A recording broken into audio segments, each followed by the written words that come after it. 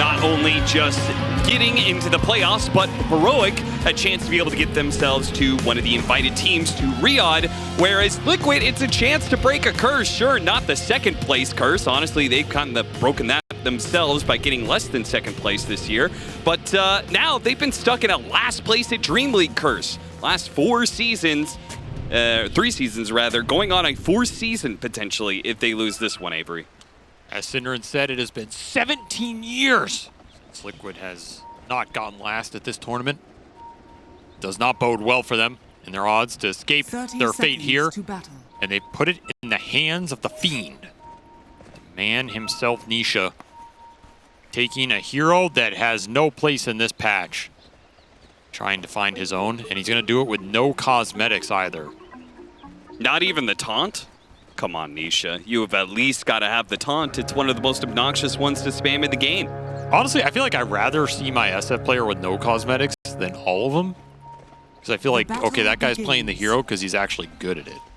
Instead of all these goddamn nerds who pick it because there's an Arcana and I look cool, don't I? Yeah, you look real cool. 0-5 at 10 minutes, man. Really cool. Minus 25. Just let me eat my own MMR and get out of the game, right? But here, no cosmetics. I have some faith. Avery, are you okay? Got some deep-seated hatred here for. If you don't have hatred for Shadow Fiend from your pub experience, like I haven't seen him in a pub in like 5 years. There's a reason why. There's a reason why. Because all the guys who played Shadow Fiend played it in a pub and then got murdered distinctly afterwards. The population has been in steep decline. It's true. I haven't seen Azrael in several years, so it's been missing. I do know one thing. No matter who is watching this game right now, no matter what fan you are, of what team, who you're backing, I do know one thing, one outcome that everybody's cheering for, Avery. It's a fast 2-0. I thought you were going to say demon lore. There's a lot of demons in this game. Yeah, you going to hit us with some demon lore during this pause? Nope. Oh.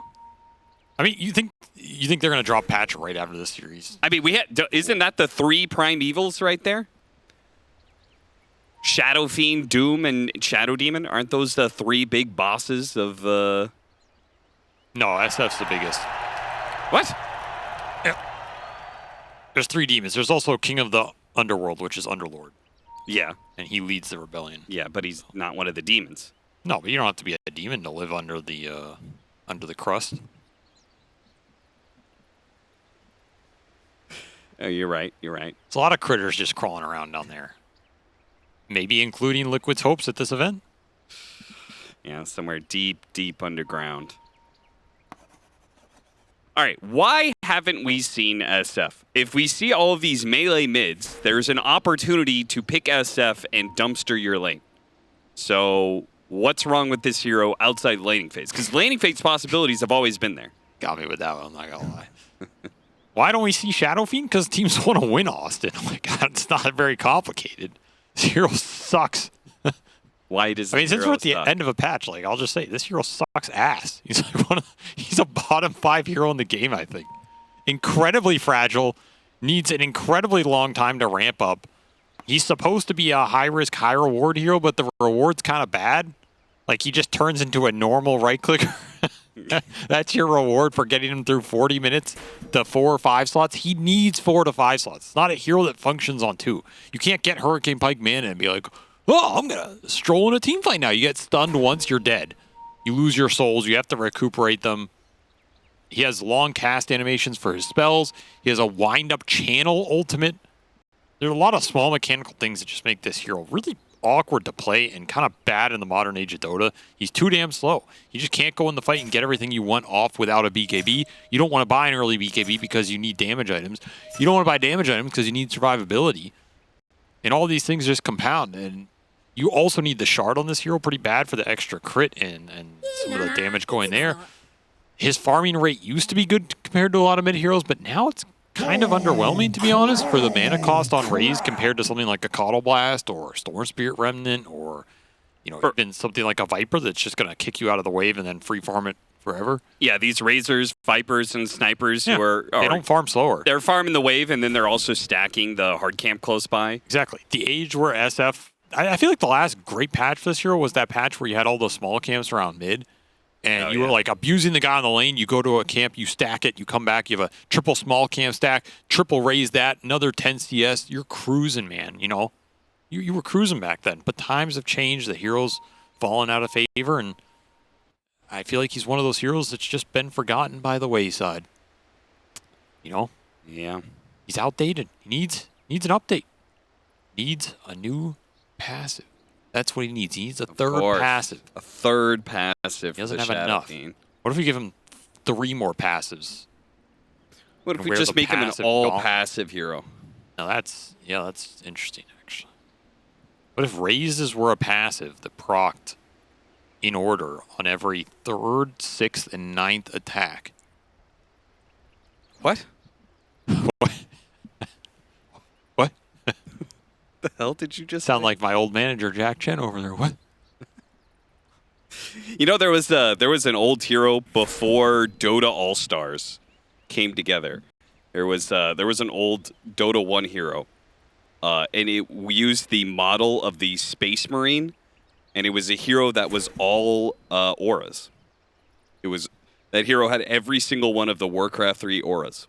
That's all he was. Oh, and he had Ghostwalk. That was the one active ability he had. That's nice. That's a nice little story from your past there, Austin. Thank you. Thank you for telling us that. I enjoyed it very much. You have any more enthralling tales? Listen, there are a ton of Dota boomers out there who back me up there. Yes. Dota is an old man's game at this point. I feel young. I think age is a mindset. Just like the meta is a mindset, right? Like, what is the meta when you think about it? It's just a figment of your imagination. Yeah, it's just some asshole sitting at a desk saying, this hero's absolutely garbage. You can't possibly play it. And Liquid are saying, you know what? Screw you. Meta is just concept. The brain. They're going to pick up SF and try and win with it anyway. Mickey is going to make it a little bit harder by giving up first blood, though. So goes to Davai Lama, so the big bad Doom is already giga farmed. Right. No, this hero is really bad, though. I just want to reiterate that. I mean, you know what I'm doing, right? You're setting it up for success? That's right. Valve are listening right now. They're like, oh yeah, we forgot to buff this hero. You're right. At the final hour. That's right. This is gonna go. The series goes to a game 3, giving Valve just enough time to put in some SF. You don't think they procrastinate as much as the average tech-oriented human? No money. I mean, it would be a pretty good representation of Dota players, yeah. Yeah, they whipped that shit up in the last 2 hours, man. I'm not buying this. Like, oh, we worked on it for 6 months. Yeah, right. Oh, that's a big deny. Oh! Man, he is destroying him on those denies right now. Those are huge. You get these early denies versus Shadow Fiend, it adds up a lot. Especially in the melee range matchup, right? Because the later he gets to level 3, like the level 2 raises and level 3 raises are really dangerous for these melee heroes. Yeah, you're trying to get to 3 to 5 here. Honestly, I think DK can do better than a lot of melee heroes in this matchup just because he's Dragon Knight. Like with water runes and everything, I don't know. My faith in SF to really abuse these melee heroes in the 1v1 mids is just not as high as it used to be. Like, you can pump in the raises, but then you just run out of mana, and I don't think you have enough to finish him off without doing your own bottle runs. That's some nice damage, though. Double mango for Nisha early. I mean, he is the 1v1 global champion, back-to-back world title holder. The global champion. I don't know what the title is, but he won it. Missed that CS, though. Yeah, he's missed a lot of CS. Yeah, you know why? Because his hero sitting there like has this? No damage. This is your champion?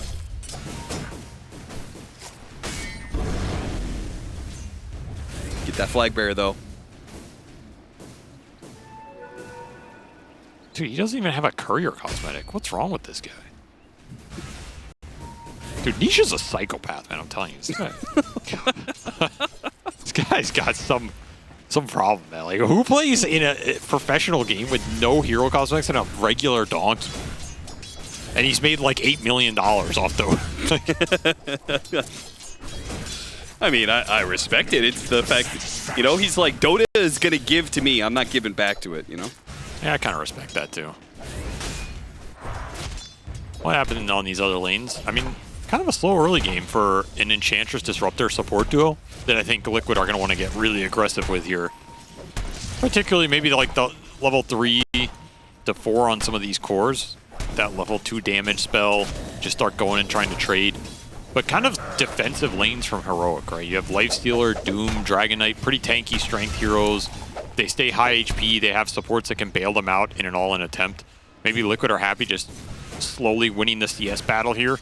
They do have the Shadow Fiend, so they should be confident that the mid matchup's going to be a free farm lane and get worse and worse for this DK over time. I mean, the real question is who's going to rotate into mid this game. I agree with Panel, that is the lane to watch here in terms of which supports make that move first, and I definitely give Liquid like 80-20 advantage in that regard. There's no way you're battling Enchantress Disruptor if the early game's even with Shadow Demon Hoodwink on the mid runes when they have Shadow Fiend. I just don't see it. Analog got plenty of HP still. He's going to contest that water rune. He is. Glimpse back at the top lane. KJ, King Jungles, is going to die in the jungle. The first kill for Team Liquid. Meanwhile, Nisha is still trying to get one of these water runes to refill his bottle. Can he chase like this? He has to commit now. Yeah, as soon as he backs off, he's going to get hit by double raises, but he does have a ton. He's got these raindrops plus all the magic wand charges, so I think he lives for now. K1 Hector's going to get run down. Damn. Okay, 2 different kills for Liquid in the top lane. Yeah, it's starting to heat up now. I mean, Liquid won a fast early game here for sure. Like, this is a lane-dominating lineup. They can potentially win all 3 very handedly here, and they are. Shutting down this triple melee core from Heroic that it's going to have to find some comeback in that mid game. Not something they're unfamiliar with. This is a team that's okay playing sacrificial on some of their waves to come back later. This hero is pathetic, man. It just got chased off the lane by a Dragon Knight. I mean, pre-6. He's straight up just losing the lane, by the way. Like, yeah.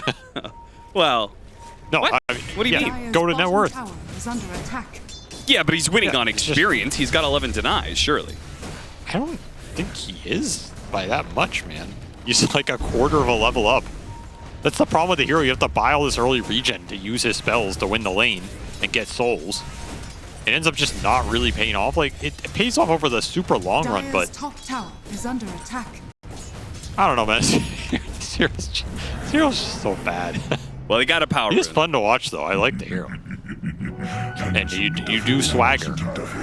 Can't underrate the swagger.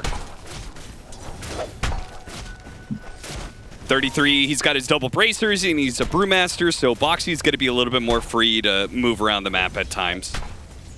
Once you give this brewmaster a decent start, I almost feel like it doesn't matter what the matchup is. It usually fares pretty okay. Mickey pops out of the jungle. Gets his stacks up for a little bit of heal that he kind of needed there. He was running low on HP. I mean, honestly, Liquid haven't found the aggression they wanted on this safe lane, I think. Enchantress Monkey is incredibly strong. You put 3 points in the Jingu here as well. This is a lane where I think Mickey would have wanted 1 or 2 kills by this 7 or 8 minute mark.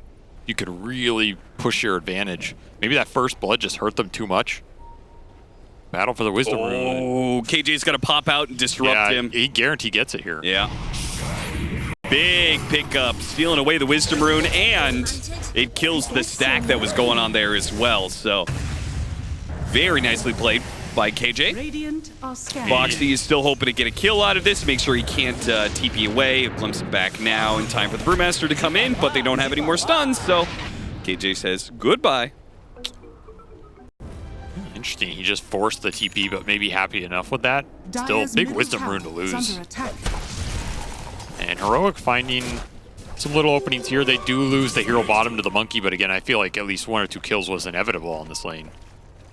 Missed the courier there. Got fogged a bit. Unfortunate. That would have been a nice one to pick up. That is Hector's.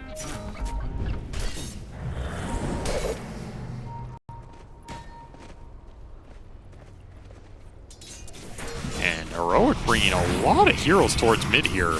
Disruption into Dragon Tail. Making sure that he can't get off his ultimate now. Divine Llama taking the extra ensnare, but Mickey's going to try and match this rotation. It's not good enough, though. The damage from KJ is enough to blow up the Shadow Fiend and get everybody else out on Heroic. No losses. Yeah, it's looking like a classic SF game. I also should have mentioned, this hero, the biggest weakness of this hero is I think he is the most susceptible mid to being ganked in the entire game, almost. Okay. Like, it's not just about how easy it is to kill him early. It's when you kill him, it's insanely bad for the hero. Worse than almost any other mid.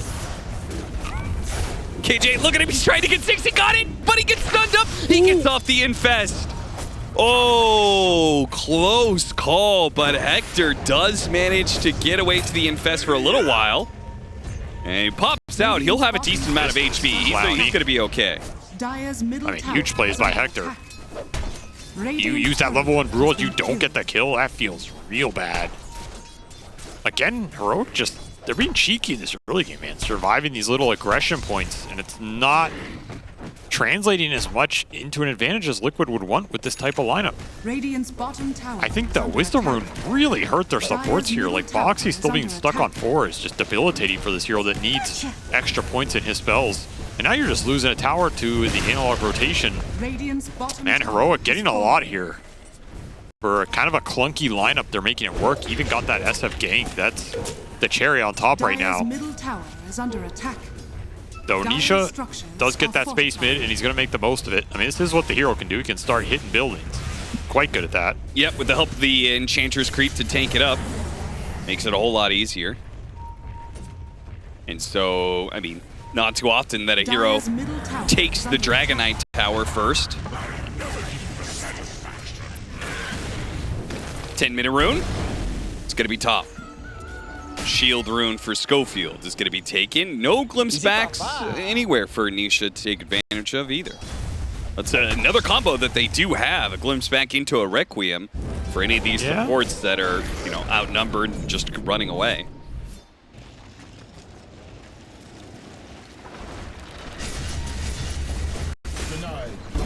This is the 10-minute Siege Wagon as well. Like, this is a timing Liquid would want to use mid if they can, or top. Brule coming back up in 20. These would be really valuable if they can make the most of them. Exert some objective pressure, force Heroic around the map with their kind of clunky early game lineup. But they're not finding the connection. Yeah, Mickey isn't able to make the gate rotation that we've seen so often from his safe lane Monkey King, right? Normally he goes through the gate and ganks the enemy carry at one point in time, but the Lifestealer is just a hard hero to do that to. Maybe the failure of that play earlier just dissuades them, but again, Heroic are going to take advantage of a static map. Like, they're stacking up with the SD, they have the Doom, getting some extra gold here, and they're going to be happy to scale in this game, I think. Very strong late game lineup with 2 supports that are going to become big forces as this game goes later and later. Yeah. Especially if you ever get aggressive disruption on the SF, like, those illusions are pretty strong. I mean, they're not like Luna or something, but they're annoying for him to deal with. Purge also pretty annoying for him. Should farm for the Radiance, so it's gonna be an even pace here. I feel like I've seen that story before. Liquid playing passive, waiting for 33's Brewmaster's Radiance. Gonna try and go for Divine Llama here. They have a glimpse back to pull him back into the Wukong's command. It is just not nearly good enough. They force a bunch of rotations though, so honestly, it's maybe not the worst thing in the world. They got 3 TPs out of it. And they're getting mid-tower. So a move that didn't look like it achieved a lot actually did a decent amount of work for them across the map. They pushed in top. Creeps are going under the tower. They waste a Doom. I don't know what that was. Yeah. Not even close to anything productive. Why did he even throw that one? They get a glimpse back now that the Doom is top lane. TP'd up for that play. Leaves Schofield by his lonesome in this bottom lane. Not a bad sequence for Liquid at all. Off a play that kind of didn't work. Gets him a decent amount here. 33 continuing to farm, getting a bunch of solo XP. And you have that Brew ult threat now for a minute, so kind of hard for heroes from Heroic to stand up on that lane, even versus the Brewmaster solo. Like, we're just going to play around their Monkey King. Dire's bottom tower is under attack. I mean, Mickey is happy to skirmish in this game. First triple melee core. There's not much you can do to commit on him without him getting an ult or Jingu stacks off, without dooming him or, I guess, just bursting him first off Bushwhack stun. Yeah, I mean, at some point in time, there's going to be a Blink, Dragon Tail into Bushwhack combo, plus the Infest gank. But that's for now, it's definitely pretty easy for Mickey to play these fights. There's the Blink Dragon Tail, but he's got 2 supports behind him. Schofield's going to be here too late. So instead, they're going to have to go for the Enchantress. Demonic Purge is going to be used. TP out means Insania is perfectly fine. Shrugs off another move from Heroic. Heads up plays here from the Liquid supports. Force a bunch of reaction, get more space out of it. This tower's still slowly getting pressured.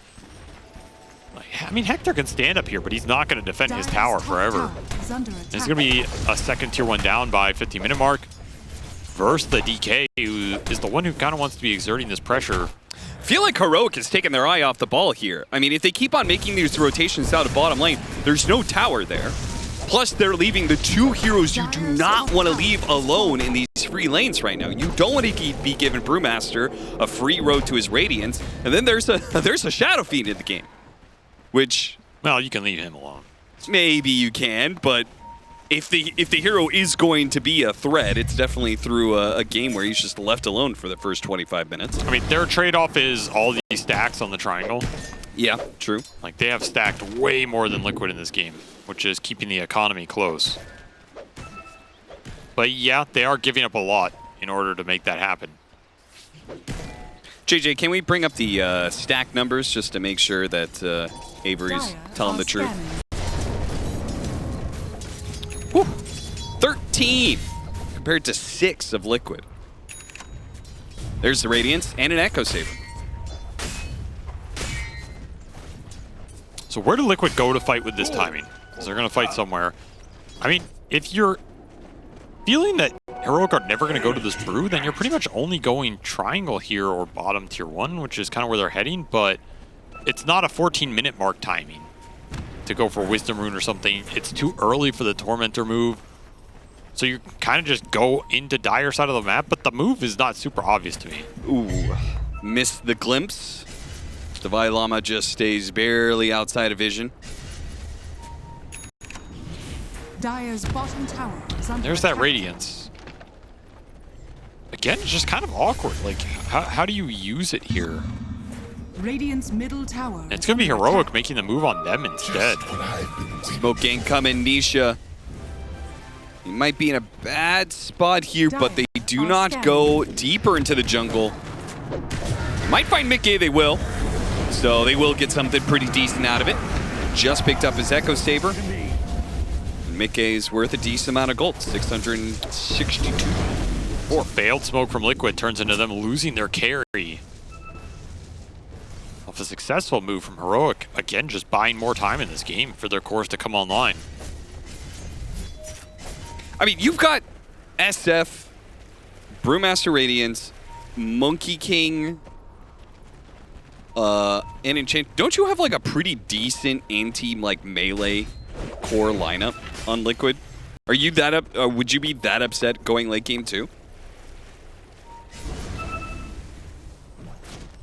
I mean, you said SF needs like 4 or 5 items. This hero is super slow.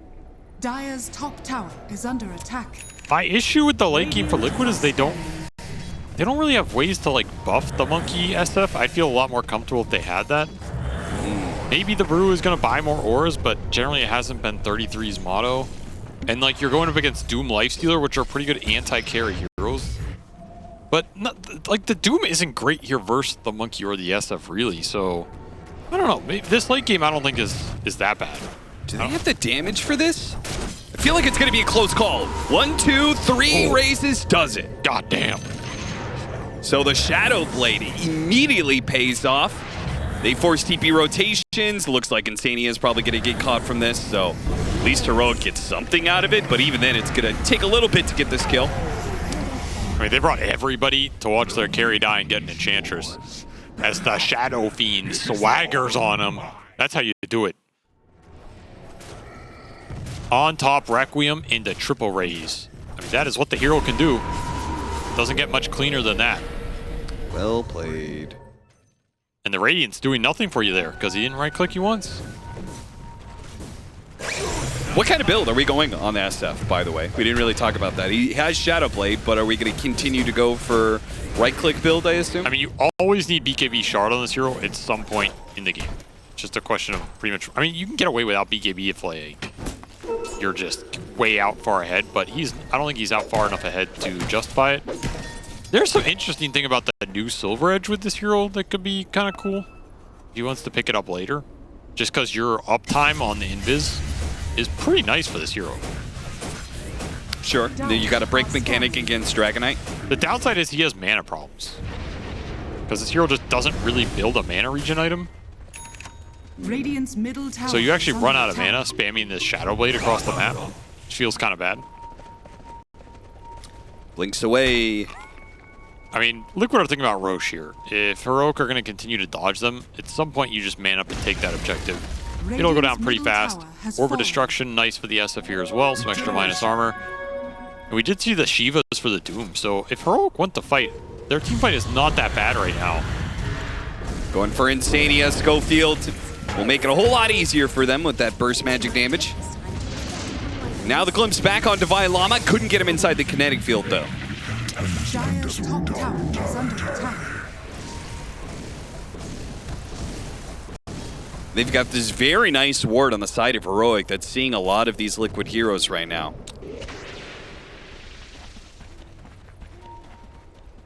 Man, I mean, you'd really like to get 33 involved in some sort of brawl. They're gonna get him, round 2? Kill on K1. He's got him. Like, oh, wait. He knows. He actually know? How does He's he just know? still gonna try and set up on him. He's gonna hit a later Requiem. It's not gonna be enough damage this time around. What was that, man? Which part? All of it. What do you mean? Which part?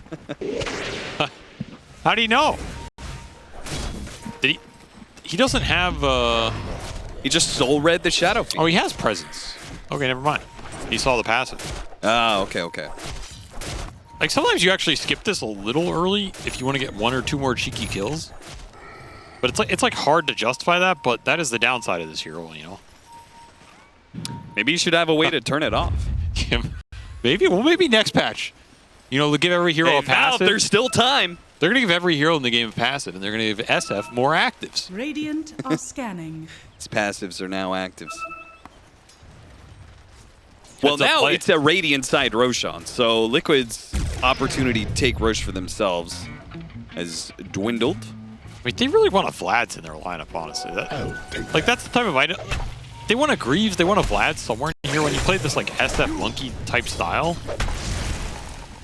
Like, I think 33 being greedy here can work out, but it doesn't. I don't know if it brings their lineup together as much. I'm not saying it's Brew goes Vlad's Greaves, but. I mean, it definitely can go Vlad's. That's a pretty natural item for Brewmaster. It feels bad not having it here, I think. It's at some point later in this game. Like, these two cores just benefit so much. Your team fight's going to be so much nicer. The damage amp, the lifesteal, it's huge. What do you think about that, though? Deso Monkey King, so now we're stacking minus armor. With the potential for a break mechanic as well on the Dragonite. So these tanky strength heroes later on in the game may not actually be that tanky anymore. It's nice. It's nice for sure. You get an AC somewhere later here. It's going to be a nasty amount of burst. That is the area that Liquid can scale into here. Just ramp the physical burst through the roof. And there's not much Heroic can do because they already have the Shivas, they have the Lifestealer Evasion. I mean, you can get an AC on somebody here yourself if you're Heroic, but what you're mitigating is what it's kind of gonna be for the rest of this game. They're gonna get a shard for the Doom and see if they get aggressive here. Nope, they're just gonna farm.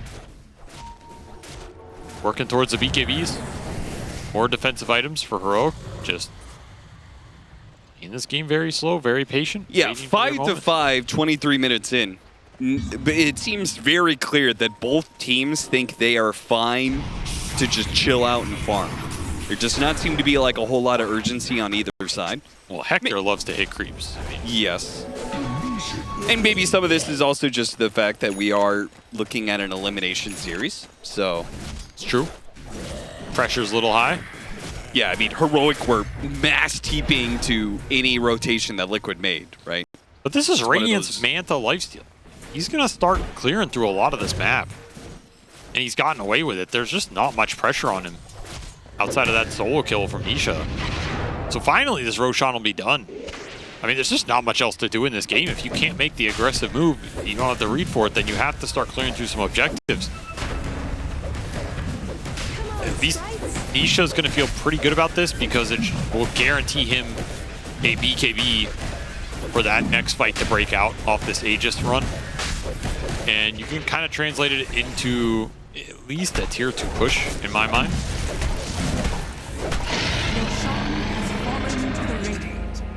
Radiant's top tower Okay. is under attack. See what they do with it. They're going to go through the gate. Head up to top lane where they've got a high ground ward currently scouting out the Doom. They smoke for it. Divide Llama's going to go to the corner camp. This is a long move, though. Is under attack. Liquid are likely to get here in time. Radiant are scanning. As long as they don't spoil this gank for themselves, they'll have him dead to rights. All right, ends up working out. Big pickup.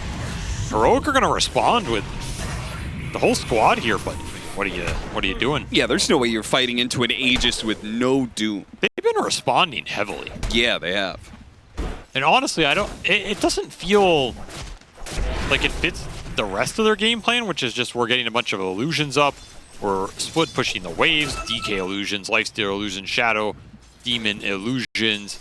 We're going to rat this out, play for a later timing with Black Dragon where maybe you just don't have the damage. Like, why respond if that's your game plan? Whatever, give them the pickup off, just push the other waves in. Dire's Yeah. top tower I mean, is under you're attack. talking about this last one. It's 2 support rotations, and both those supports are pretty good at farming jungles. Yep.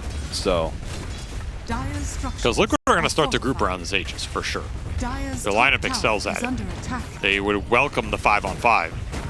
So you have to be efficient in this downtime. Get as much as you can. Which Heroic definitely can on this map. They have the heroes for it. Radiant's This will be the bottom BKB tower done for is under Nisha. attack. Dire's top tower Ready to has fight. fallen. But are you going to get that fight?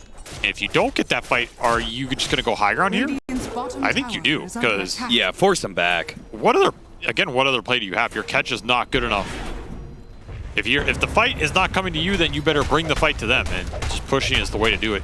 Early Radiant's glyph here. structures are Glyph fortified. and a bunch of Enchantress units means they can that's deal with this very multi-shot early. pretty well. And the Brewmaster ultimate, they actually get the glimpse back onto Schofield. Oh, So they this got is a a 4 5-on-4. versus 5 with a Brewmaster ultimate out and an Aegis. The Infest goes inside the Doom to help him give the extra HP. It's not quite enough. The Impetus is not enough damage. Now Liquid have blown a lot of ultimates to not quite get a kill. They did get a tier 3. Requiem. Gonna try and get out here. Nisha playing behind his sentry, looking for an opportunity to hit a big Requiem. Have a 33 is gonna come back on a form here, pretty close by. Heroic may be able to catch him. Rod of Atos, no. Dodge with the Manta, jump forward from Analog. He pushes himself very far forward here. Now the SF is gonna die, but on second life he has BKB Requiem. They So need another Divide stun Llama form. needs to be able to get off this Doom, and he gets it off of the TP away. It's gonna be successful. He will not die to that Doom, I don't think. And now they're just gonna try and run down some supports. Looks like it's gonna be Boxy's Disruptor, who's the one left behind. Our SF is indeed fine. I don't know. These fights just don't. I don't know how you get the damage out if you're Liquid. HP? Yeah, it wasn't that close to Llama, sorry. He had a solid Radiant's 2-8. these are top all tower is under aces. attack. Radiant's Aces top Predator. tower has fallen. What? Nah, it's not. I feel Yeah, better we're sponsored already. by Predator. Oh, God.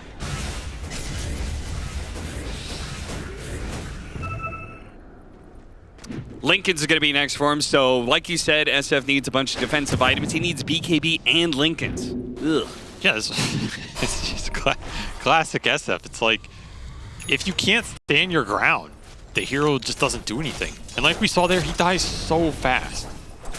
I don't know how Liquid are going to deal with all these illusions in the fight. You're going to have Black Dragon illusions going in, more illusions off the Shadow Demon, and then random Manta Radiance Burn running through that's causing you to miss. They got the Storm Panda, AoE Dispel. Yeah, I mean, yeah, I'm gonna be honest. That thing is does not work as well as it's supposed to. Mickey with his shard will get up close and personal with Schofield. Gotta keep being aggressive in this game.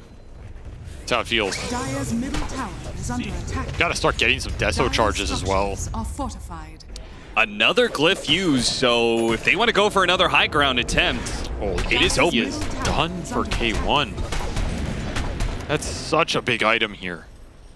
Absolutely huge for the way this game is going. You're negating that armor presence that Liquid are trying to assert in these fights. Yeah, he could probably just walk into that Wukong's command, no problem now. Radiant's bottom tower is under attack. Hopping back to Bylama, does have BKB infest. Oh, they got get the Doom. Doom off on the Brewmaster. Where was 33 going? They're going to step with Requiem, though. Wukong's command, a combo might just get analog here. Not quite enough burst damage. He may be able to finish him up. He got Static Storm silence. gets thrown out. Disruption not going to be there quite yet. KJ gets it. He saves the Dragonite just at the tail end of it. He's going to be Liquid in okay. trouble. Liquid now on full retreat, trying to get their cores out of here. Boxy will hide with a Shadow Amulet. See if they know he's here. Doesn't look like it. He TP'd up. This game is starting to get rough for Liquid. These fights have just not gone the way they need them to, and I still feel like they're getting outscaled. This Dragon Knight's going to be a big problem. They don't have the damage to bring him down. So much of the lineup's damage is predicated on these big ultimates. Getting the Brew split off, getting a Wukong on top of these heroes, landing a point-blank Requiem. Like we saw there, this DK, he can tank 3 ults, survive. Yeah. Radiant's middle tower No problem. is under attack. They weren't the best placed ultimates. But that's the problem with the Requiem, is this spell is really hard to use. Yeah. Like, you're not always just going to be able to get a Okay, but what if they have a Requiem. break mechanic next time? Because now he's Yeah, going it helps. Silver Edge. It definitely helps.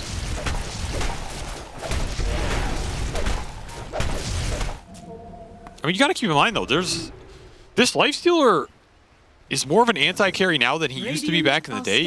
If Hector can get to late-game anti-carry items, the 2 big ones for me would be the Ags.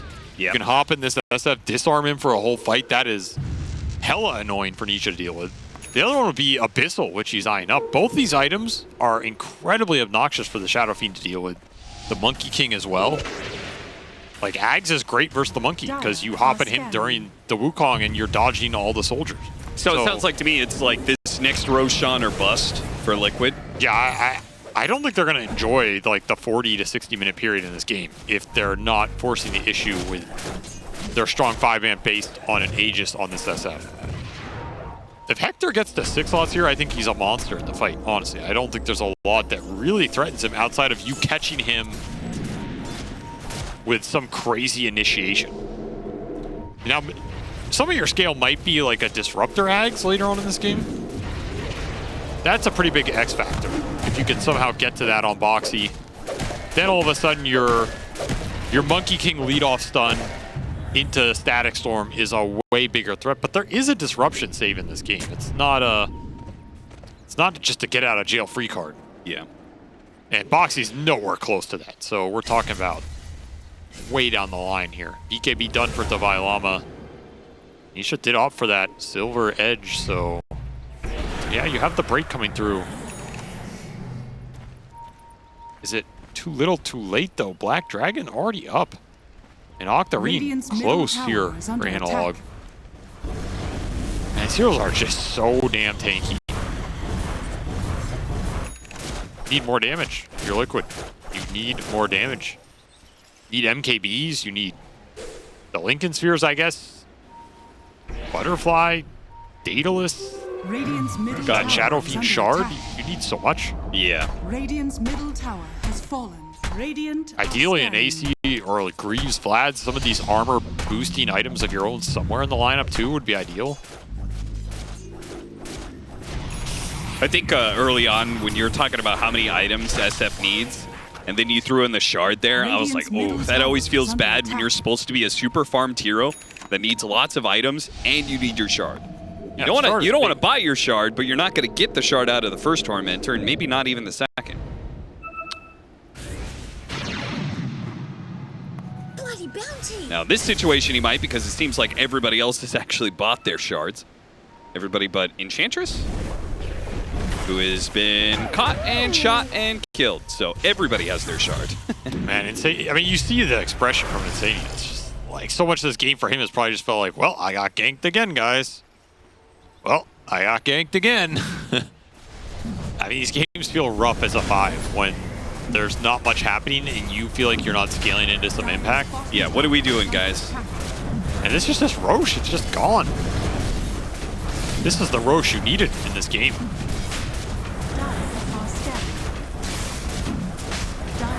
Might be slow, but Heroic can't really be contested for it. Yeah, I will say something about K1. Say. I think K1 might be one of the most valuable carry players in those like middle tournament elimination games. This is this guy's element right here. Some group stage elimination game, some lower bracket top 8 berth elimination game, right? Yeah. This guy must have like one of the highest win rates in those clutch positions of any carry. He just thrives. He's incredibly consistent, and the way he plays is like he's a very passive kind of farm heavy carry that likes to get his items and then take the game over in the late game, and he rarely dies, he rarely feeds.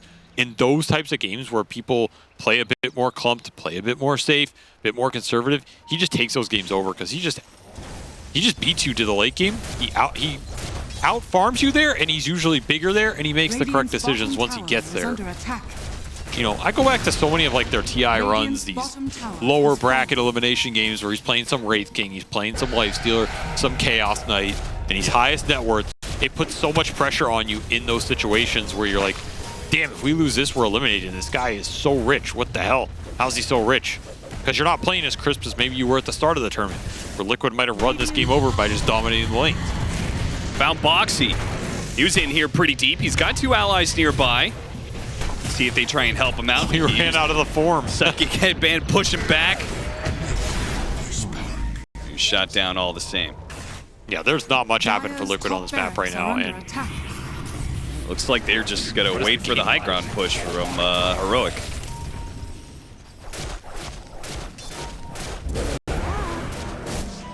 But what items? I mean, Nisha's looking at going back to a Hurricane Pike.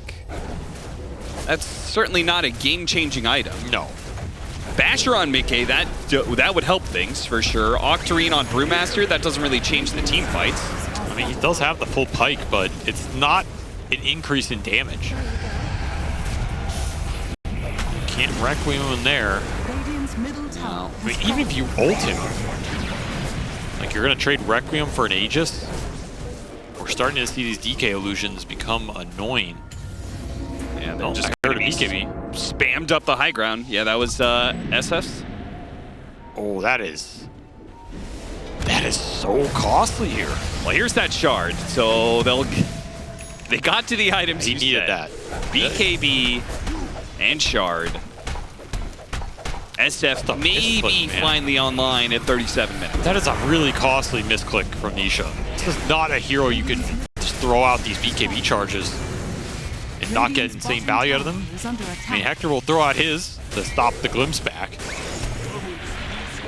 Probably not what he wanted to do, but I don't know if he minds as much as Nisha minds not having his. Yeah, I mean, ultimately, he did get a lot. He got tier 3 plus range barracks. Yeah.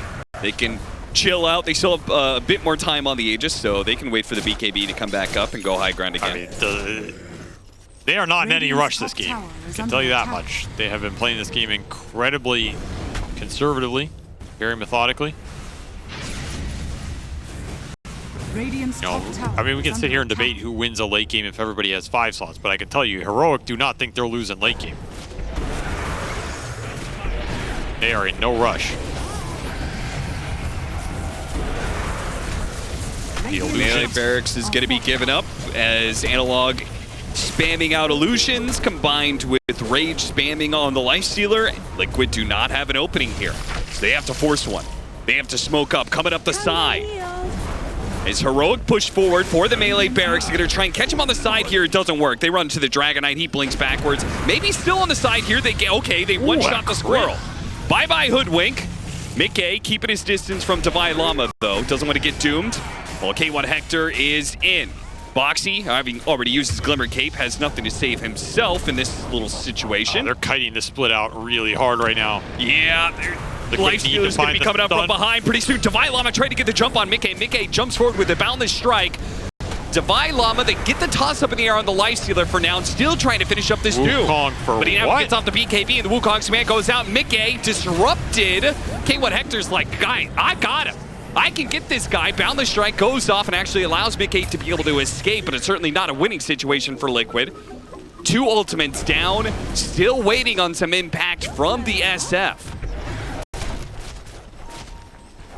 Chasing after Hector here, getting a burn on 2. They go ahead and infest the Black Dragon, and Analog will carry K1 Hector to safety. Man, what a strange fight.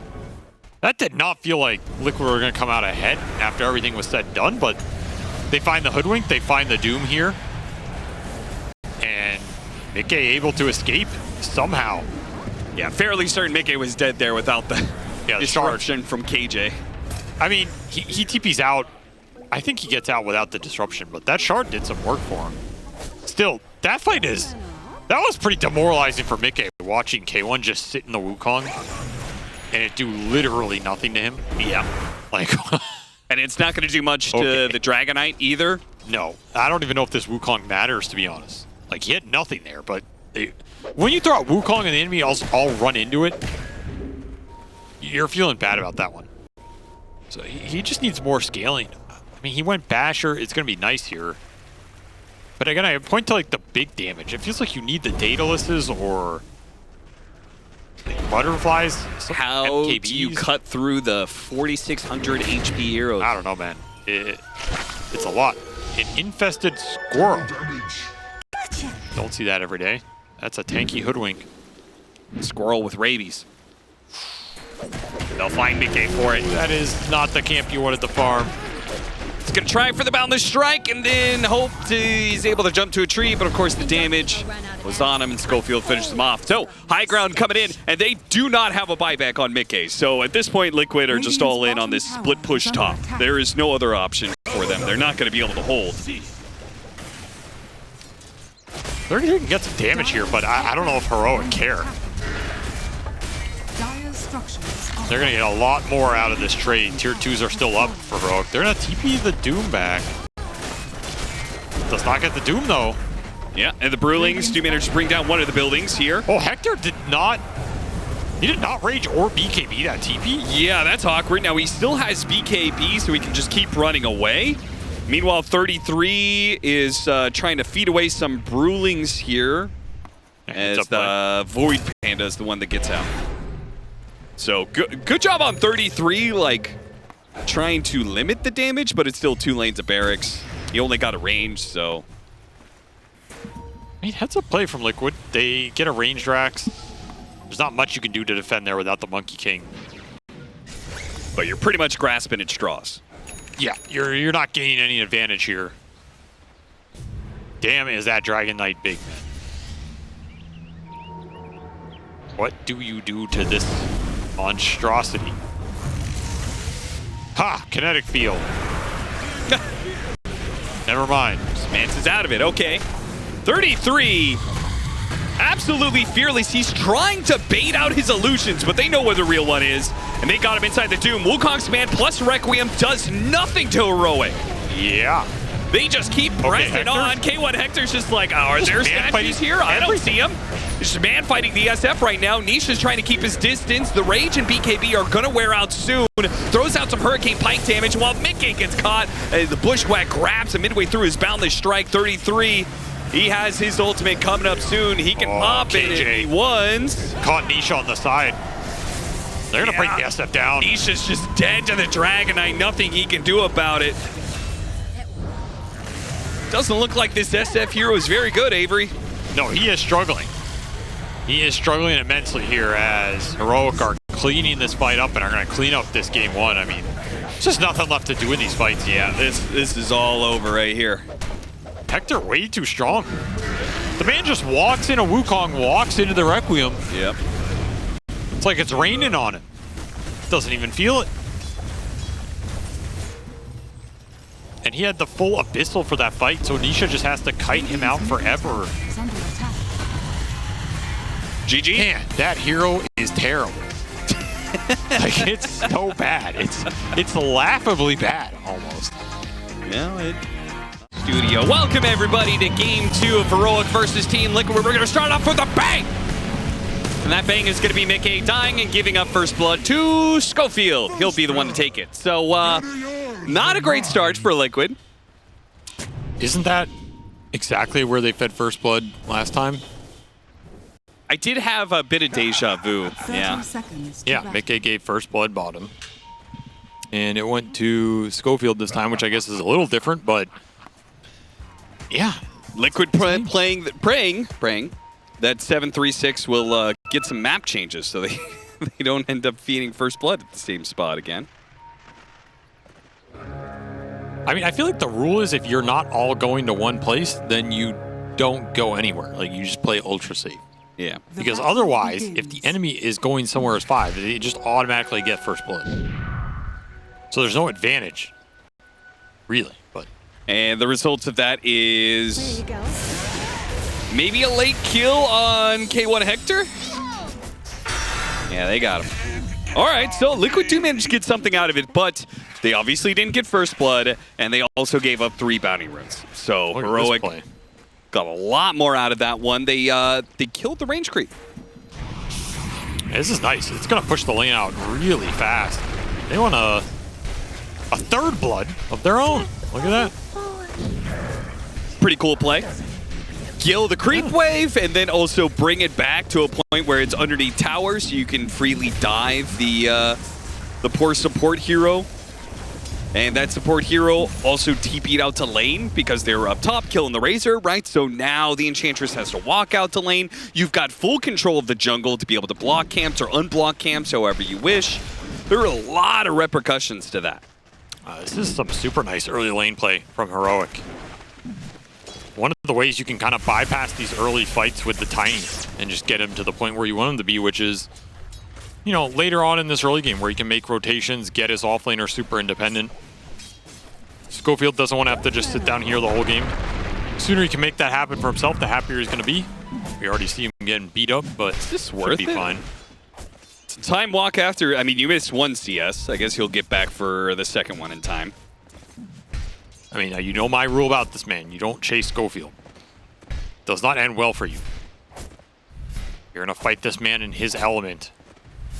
He's played 1,000 pubs doing stupid shenanigans in the trees. You will not win. He has too much experience on you. Maybe he should have the name KJ, King Jungles, King of the Trees.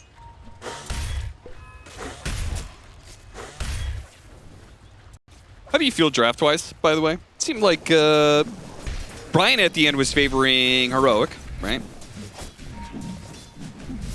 I mean, I have more faith in the Faceless Void for Mickey than the Monkey King last game, and Nisha's on an actual Dota hero, so I think they're in a far better spot.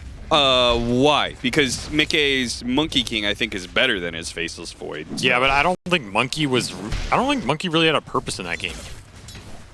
Like, maybe they could have played that lineup in a way where they push high ground earlier and Monkey is a fighting carry, but it's not like the Monkey made any moves. It's not like he could gank anybody. He never really got to man fight those carries from an advantageous position, and he didn't have help to do it.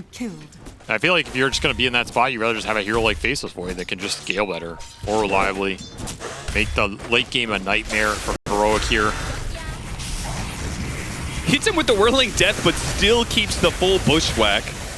Interesting situation there. K1 Hector keeps his full link going on. They do manage to get the Lotus, which will, I assume, get passed over to 33 if he needs the extra HP, though he's got double bracer. They're going to go for it. Another chain whirling death lands. Boxy has a lot of stacks on him. He's gonna die like that. And KJ, he's gonna live. Oh my god. Oh, it gets worse and worse for Liquid as this game 2 goes on. KJ's not sure where he's. Am I gonna die to the tower? Yeah, you suicide for sure. Yeah. I mean, he had so much damage still on the Razor. Like, that was a full duration link. Hector just played that really well. Kiting out the multiple exchanges, making sure he gets all the hits in full duration link. That was a double brace or Timbersaw that could have just sat there and regen back up, and I think they would have been in a fine position. Instead, they went for the glory. I can't believe they went for a kill while that link damage was yeah, it's just up, unnecessary. Right? Over-aggressive play bites him in the ass. Fighting for water runes. Nisha gonna try and contest this one for Analog, but Analog gets it. So that is a pretty decent win, though the other water rune is probably Nisha's to claim. But might miss out on a melee creep CS because of it. Heroic doing well in this laning phase. Across the board. They had the first blood, they had the shenanigans bottom, double kill top, Analog going even mid, winning it slightly. All 3 lanes doing well for him right now. And it was them who had momentum out of that game 1. Gotcha. It is Heroic who are up a game here, and the pressure is not necessarily on them as much to win this game 2. This is not a fun lane. No. Faceless Void against a Viper with the extra stuns of Schofield's Tiny. And I think Ench is pretty strong on this lane. It's a very good support to have against the Viper in general. You can often play aggressive on the early waves, get a creep, just all in him with the creep. Viper has a hard time fighting that back, but Void just doesn't help you in any of these areas. Kind of a dead carry on the lane, so they're just having to play to survive down there, which means you really want to see this lane go well for Liquid. If you're going to pick one, it's got to be this Timbersaw gaining some momentum. Trying to get a link up to the high ground, gets it, but it was after a disruption, so they got full link almost again. 47 damage. I do like 33 on this Timber more than the Brew too. I think it's a hero again that's going to scale a bit harder, gives them more flexibility in terms of the tempo. You can run a game over with this hero, you can farm with this hero, you can be a lot more of an obnoxious frontliner. Maybe not the most 33 hero we've ever seen, but yeah, his he had a Timbersaw performance earlier this tournament that was not the most inspiring. Playing for Power Runes, though.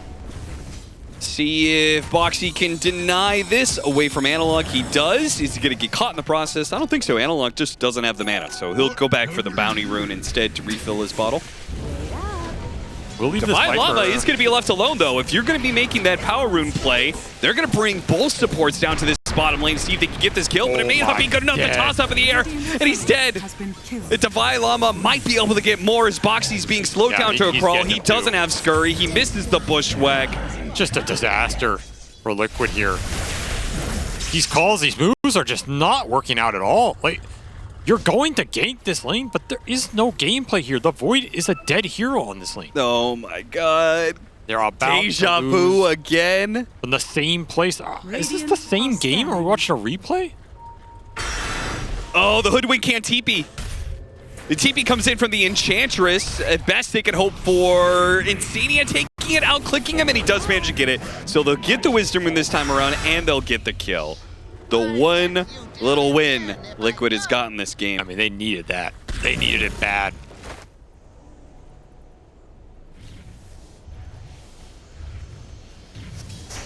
You have to be able to play through your Puck and Timber here.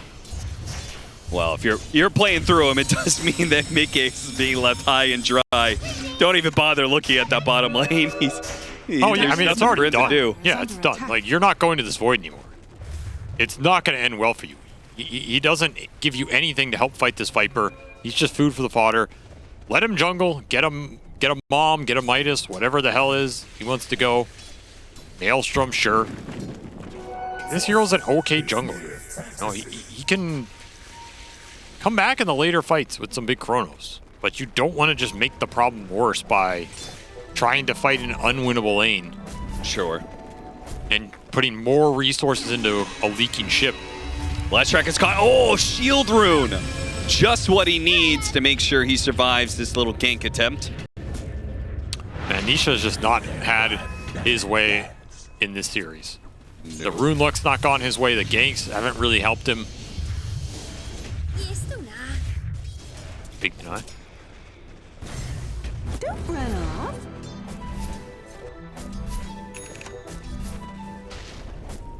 So, bunch of tower damage on mid. Nisha returns back to lane. But bit worse for wear. Below the net worth of any of the 3 cores of Heroic, with Divine Llama taking first place right now. In the stacks, Heroic are straight back into him. Though this time Insania a bit more ready for it. Probably understands what happened last game. And they got some big old juicy ones of their own there, Austin. Look at that, 6 for Boxy to help accelerate 33. There's nothing 33 likes more than some big old juicy stacks. Is under attack. They'll use the smoke to farm them. That way the creeps aren't, one, hitting 33, who's not that tanky yet, and also just stay there since they don't know they're being hit. They're too stupid. They don't even wake up. Imagine just dying in your sleep like that to a saw blade. Must be nice.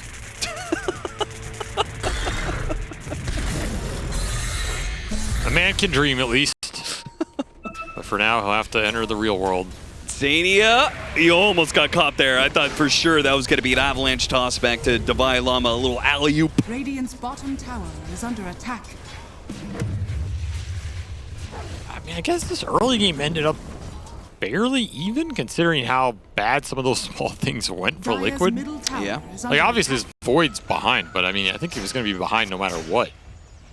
At least your 2 other cores are in an okay position here. Go and fight around them. Radiant's bottom tower is under Yeah. attack. Missed another power rune, though. Quite sad for Nisha. Puck not getting power runes. And I imagine Heroic is probably going to try and make a move somewhere to take one of these towers. This Viper is so strong. Yeah, it's bottom for sure. You have a 10-minute siege wagon. Oh, this is smart. Insania tries to pull the wave to protect the tower since they don't want to combat it directly. It doesn't work, though. Heroic one step ahead of Insania there. Might have been able to kill the catapult, but should be a dead tower here. I don't see Liquid contesting this. The other side of going for something like the Faceless Void is if you feel like in that game 1 that Heroic just didn't make moves, they were just happy farming and stacking and playing really slow. Void's a hero that pretty much no matter what happens is going to be able to come back and give you that late game presence. Is under attack. So strategically, it makes a bit more sense to me. Yeah. All right, if you want to sit there and farm with your Hector hero for 40 minutes, we'll sit here and farm with a Faceless Void. Good luck out carrying that hero. And Insania's going to try and take more of those stacks with the Stater Steel. He's going to get run down here in the river. Radiant's bottom tower is being Sent to the Shadow Realm. Up by 1k now, 7-3 for Heroic. Still have a bit more of his amp damage rune, so we'll see if Analon can get any more damage on this Radiant's tower. top tower is under attack. We'll try. Boxy's around, though. And TP coming in from the Timber Saw, so they really want this kill. They didn't need 33, though, necessarily. And Divine Llama, he'll take half his HP gone. So they tried to pull the Viper into this mid lane to take another tower, but off on the timing there.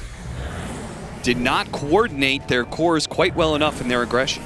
Yeah, like, are you stacking and playing greedy? Are you pushing with a Viper who went first item Atos here? For Divine Llama, he wants to fight. He wants to give him the extra stun. It's a nice setup spell Radiant are scanning. for the Leshrac and the Razor, but not if you're going to lose those skirmishes. 2-3-man smoke with a Tiny coming in bottom. This is kind of awkward, though. Centaur Stomp gets him away from the ultimate. And that's all because he saw that sentry, or saw that ward, so he was being super cautious around that area, knowing that Heroic had this Viper that's somewhere on the loose and he was under vision, so Insania, his caution pays out. And I'll let his Centaur slowly take the ward. I'm going to go to work. 151 gold. Thank you very much, Centaur Conqueror. And Nisha might be able to get the mid tower before Leshrac takes his. That'd be a huge win. Even the fact he's gotten to his Witchblade here with 0 deaths is like honestly, he's in a pretty strong position. Buck is going to be annoying for this heroic lineup to deal with. You really only have the Tiny to lock him down in the middle of those team fights. So the scale's a lot more formidable here for Liquid, and again, if Heroic are just going to play this slow game, it's not as straightforward for them to just automatically win that late game. I think they are going to have to ramp it up somewhere in this 20-30 minute window. Start putting some pressure on Liquid's side of the map with this Lesh Viper core duo.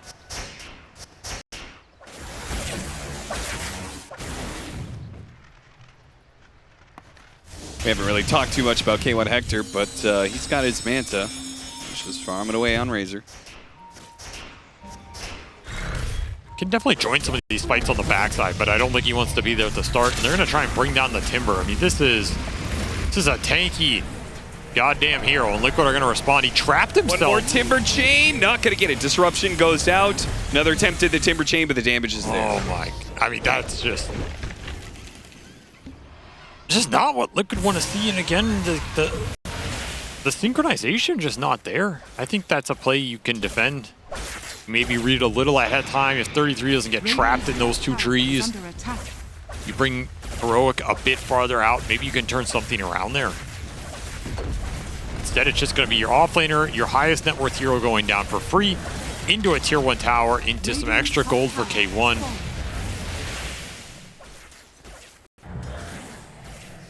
Heroic very happy with that, though the mid tower soon to fall. Let's see if Nisha makes the push for it here.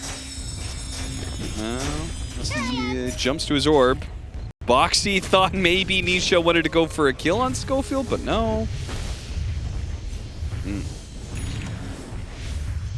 Well, now we've got an Eternal Shroud on the Timber Saw, so we can deal a bit better with the magic damage. There is going to be a problem if he is dealing with double breaks. So if he doesn't have the reactive armor charges at the start of the fight, he's probably not going to get them. Chronos here gets used, and it's actually worth it too, because it caught the Shadow Demon TPing in and gives them the +1 kill. So not only is there no disruption save, but they get an extra kill for Nisha, who at this point is catching back up to K1 Hector's Razor when it comes to net worth. So a little bit of silver lining here for Liquid. Bad as the Void's lane was, there's no real way for Heroic to pressure him during this catch-up period, so you are going to see Mickey slowly climb this net worth chart.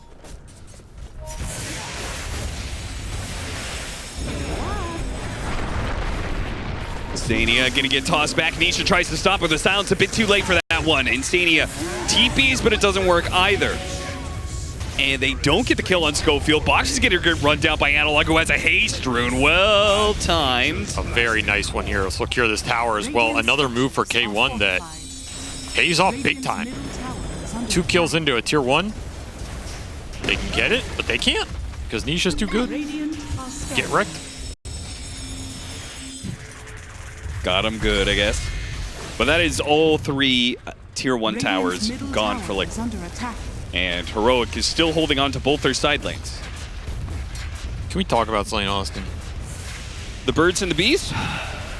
No, that's a conversation for your father there. Okay. Why does this Tiny have a buckler? Gives you armor. Right, on the hero that naturally gets all the armor he needs off a passive ultimate. I mean, he's gonna go mech. What is he building with this buckler? Their lane. Did he get it early? Did he get pre-6? Why does this exist? Why am I looking at this right now, even contemplating it? Trying to find anything rational. Only. Grabbing one. This is a full Heroic stack. You do not want to be fighting right now. I do not see any logical reason this Tiny should have a buckler. Okay, pre-6, if he has the buckler, it makes him and the Viper lane a lot stronger against the harassment of Enchantress, who's just hitting him with physical damage of the creep. I refuse to believe. And later on, he's going to go a mech. Or a Vlad's.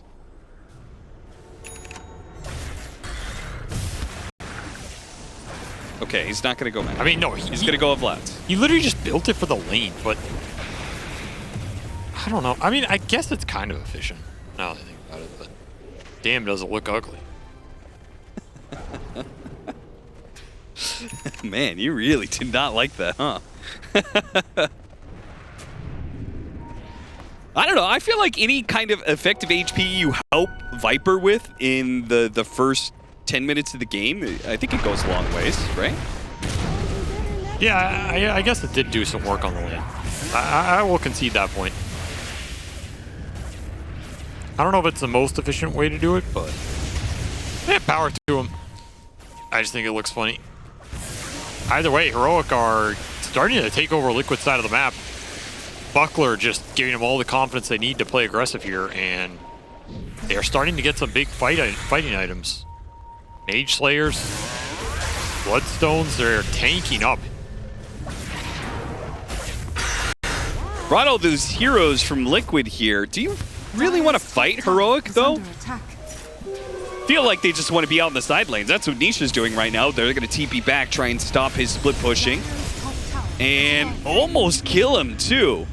Unfortunately, lockdown is a bit of a problem. That's where, you know, the Rod of Atos does go a long ways for Divide Llama and some of the other heroes, like the Faceless Void, but this puck is probably too elusive for them to catch until the tiny blink. I feel like you're happy to rat this game as Liquid and force Heroic to push a tier 2 or dive deep into your territory under a ward and then take that fight. Yeah. We guarantee you can get a good chrono because you see everybody.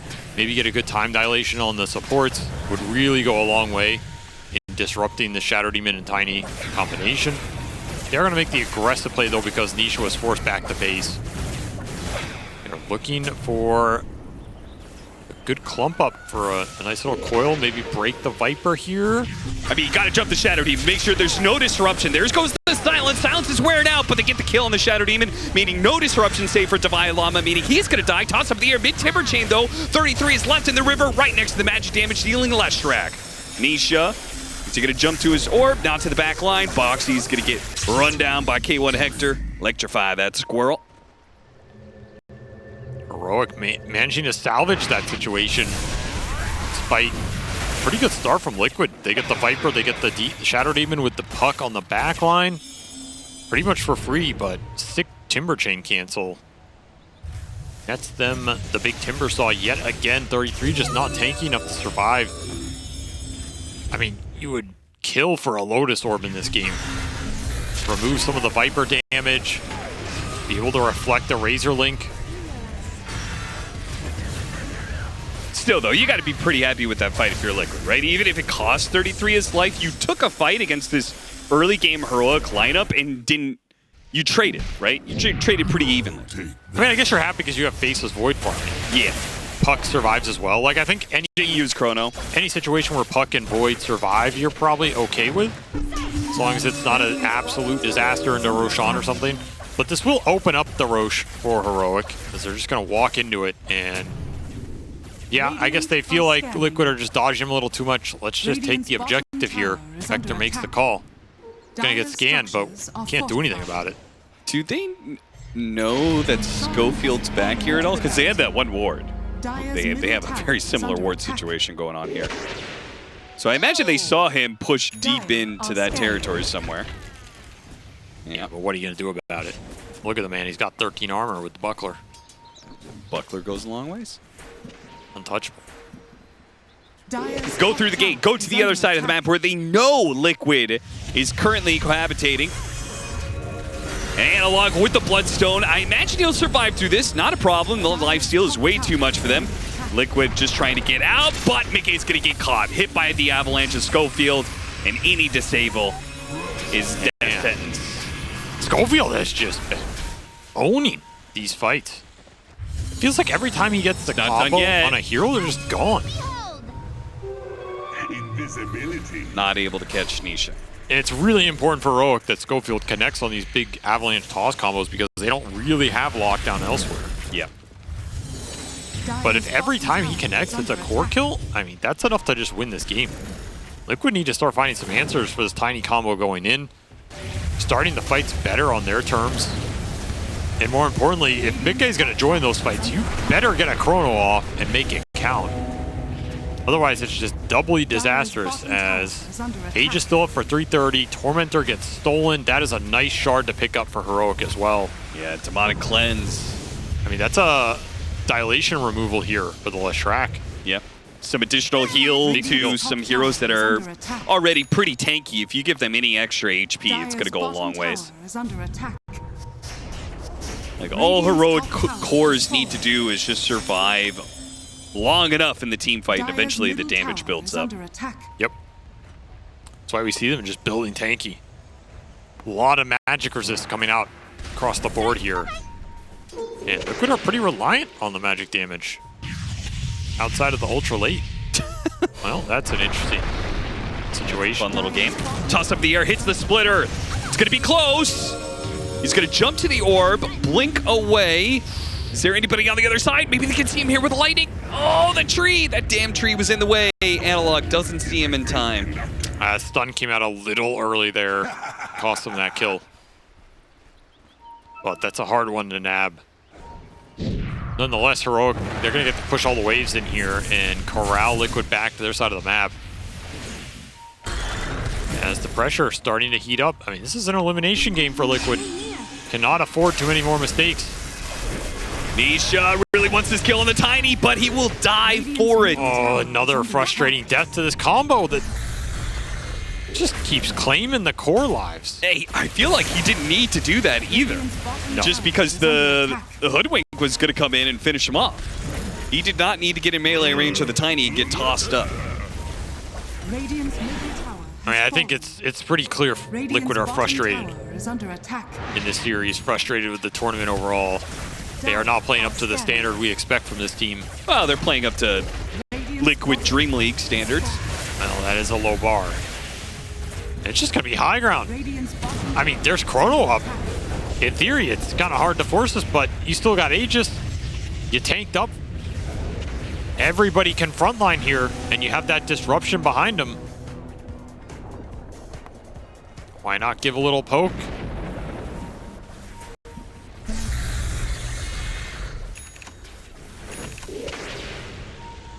It's always a little spooky trying to take high ground when Enchantress is able to freely hit you. Can't usually stick around for too long there. You can when you have a 25-minute Scotty. Man, that's fast. Hector just... he out-farms people, man. No doubt about it. 17,000 net worth? Yeah, he's got over Where do you even get that as a razor? Yes. I don't know, honestly. This guy's got hacks or something, man. Check in PC, man. 7,000 net worth lead for Heroic. A lot of that being the difference between K1 Hector and Mickey's Faceless Void, which obviously the Razor should be ahead in net worth, but it's a lot more than a little bit. He doesn't do as much damage with this Scotty build-up initially as something else, but it's going to be obnoxious for these cores over the course of a fight. Reduce some of the healing, just keep the link on them, run them down. Like, you might be able to catch this Void after a time walk. And of course, he's way tankier, so if you want to try and Chrono and bring this Razor down, it's pretty annoying. Avery, are you telling me that it's effective in this meta to tank up? You're telling me that the lineup that has the 3 tanky cores... Oh, just wait till the next patch when win? all these heroes have extra passives. You're really going to enjoy it. You think it's hard to kill somebody now? Wait till this Razor gains Electric Coat, and it gives them a plus 20 armor and a static link charge. Do you think that my assumption was that they're actually going to take all the passives that many of these heroes have and make them their normal passive, and then they get a new active ability? I think that'd be interesting. Actives are always more interesting, right? See the Scotty go to work. He can't do anything, Austin. He's so slow. Fortunately, Timber Chain gives him a healthy amount of mobility, but unfortunately, can't get away from Schofield. I mean, it's not the highest DPS. Oh, there it is, Electric Coat. Oh, yeah, look at that. Well, where is he running? Where are you running to, boy? Oh, look at It's that. Chrono. Yeah, that was actually pretty good. But don't want to have to use Chrono defensively like that, but... yeah. Unfortunately, is it good enough to be winning this game right now? And the answer is no. We will get him to his BKB, however. Pretty important pickup here. Liquid continuing to rat this game out. Shadow Blade. Tiny. Really scary item for Nisha as he's going to try and rat these waves. Oh. Think Nisha... I think he's aware that Schofield's hunting him these last minute or two. Yeah, he has a shield room, so it's a tough chase, but they're just keeping him off the waves. Still very annoying here. Oh my, he knows, dude, he's the tree master. Now, that does mean that Nisha is incentivized to go and cut another wave. I mean, this is going to open up the high ground. Like, what happens if they just run back the team here? He has no TP. Oh, he got his courier. Ha! Suck on that, Schofield. Toss up, split earth. Doesn't land. Phase shift goes off. Now he'll be able to blink away. Doesn't blink that far. It's going to go down the river. What is this chase? I don't even know who it's worse for, but... it's got to be worse for Heroic just because Nisha's still going to cut more waves. So unless Heroic does something about this situation... yeah, I mean, Hector's just shoved the rest of them into their base, so... I don't know, I don't think Liquid can be too happy about it either. We'll finish up the Puck's Octarine, big item for him, but Hector has finished an entire Satanic. He is 4-slotted at the pre-30-minute mark on a Razor. This guy's not dying. Nisha. The game continues between Schofields and within Nisha. The game. Game 1 Hector's got a different game in mind.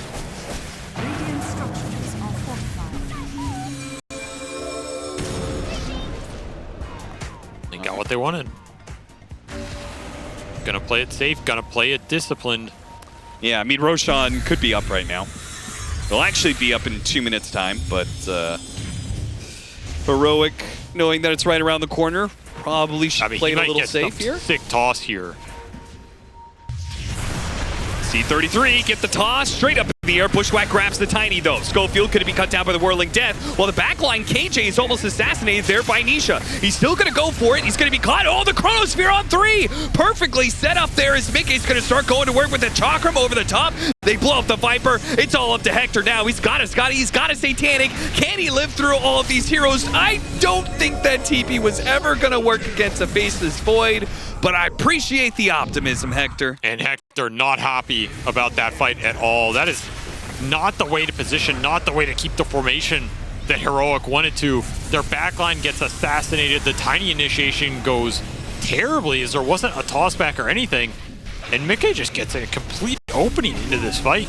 Chrono on 3 with the Shadow Demon dead. Don't mind if I do. Yeah, I feel like on the list of things, if Heroic would have a talk about, like, how could we lose a fight, guys? It would be go on Timbersaw, get your backline, your Shadow Demon killed by the Puck, and clump up for Chronosphere. I mean, that was a pretty sick find by Nisha, though. It was. They should have let him TP home. Yeah, they should have. I mean, he's just been hella annoying this game. And their lineup just can't really deal with it. It feels like they need a Hex or something. And who's going to build it? Do you think that this has swung the game to Liquid's favor? Because now they're the ones sitting in control of the Roshan pit. Well, I guess it depends on if Liquid gets a pick off before the Roshan fight even occurs. They get the kill on the Shadow Demon. Now they're going to go for Divine Llama. Even without a Chronosphere, they're going to go for it. Avalanche toss onto 3 is pretty decent, but they still get the damage onto the Viper. And now the jump away from the Faceless Void. All they have to do is reset away from K1 Hector right here.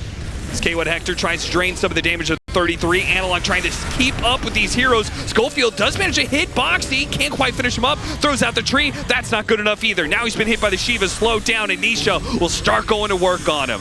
Heroic get kited out on their 2 good cores that do damage. Not able to get anybody in their clutches. And just have all that damage wasted away. Get picked apart one by one by Liquid. I mean, honestly, we watched this game back, like, I think Heroic could have taken some of those fights better, but this Razor build has looked dog. Yeah. Like, I don't know, man. He's so damn farmed and he does nothing. He's just all tank, and Liquid are like, happy to ignore him. The second the link gets broken, he's just sitting there with 4,000 HP, hitting for 150. Okay, congrats. Like, we'll let you sit there. Okay. Hit air. Counterpoint, what would be a better build? Because part of this is just like the hero matchups, right? He wants to there are two heroes that he wants to steal damage from, and those heroes are incredibly elusive in the Faceless Void and the Puck. Go the standard Razor builds, right? BKB, Refresher, Mjolnir, Butterfly, MKB Data, like whatever it is. I don't know, just build damage. Be that massive threat. You have the Viper for frontline. You have SD to bail you out if you get chronoed. I don't know if Satanic and Scotty were necessary here for Hector. Yeah. And I think it's hurting them a lot in the fights. Like, you look at his net worth relative to what he's able to do in a situation like that, and it's just, it's not even close to represent it.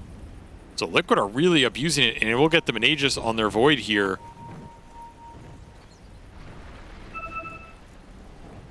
They're in a solid position now. Can start to scale into that ultra late with probably the two heaviest scaling heroes in this game on that Puck and the Void. They get to the full 6 slots. Nisha is well on his way. And again, what is the threat for him on the map? Yeah, you can Shadow Blade in with his Tiny and do the combo, but now he's got 3,000 HP. He's not really dying to it anymore. You need that Hex, and there it'll come out on the Lesh, so Heroic eventually get there. Yeah, eventually, but now. Is it too late? Because you have the level 20 talent on Faceless Void, so he's a legitimate damage threat. You also have the Puck Ags, so that is a huge damage increase there as well. And the supports have a decent amount of gold. Now it feels like, I feel like Liquid are looking at these next fight going, we could just take a straight 5-on-5, like smashing into them. We don't necessarily have to outmaneuver them like they had to do in those previous fights. Boxy runs straight into Schofield. Another pickoff going to Liquid. Nah, they're just running the map now. They got a lot of gold on their supports out of these earlier fights. Like Boxy's turning into that 4th core. Both the supports have Hurricane Pikes. Just insane value. Oh, Insania just instantly popping. Oh, that Shard does manage to dodge the Viper Strike there. Divine Llama. Mickey, he gets hit by the side device, but they didn't have the follow-up disables immediately. That's going to be a dieback on the Tiny.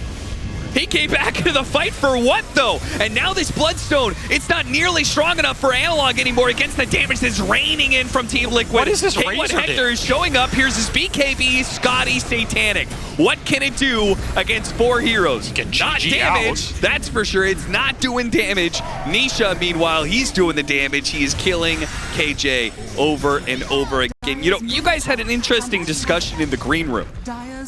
You guys were asking, what is the hardest role to play in Dota?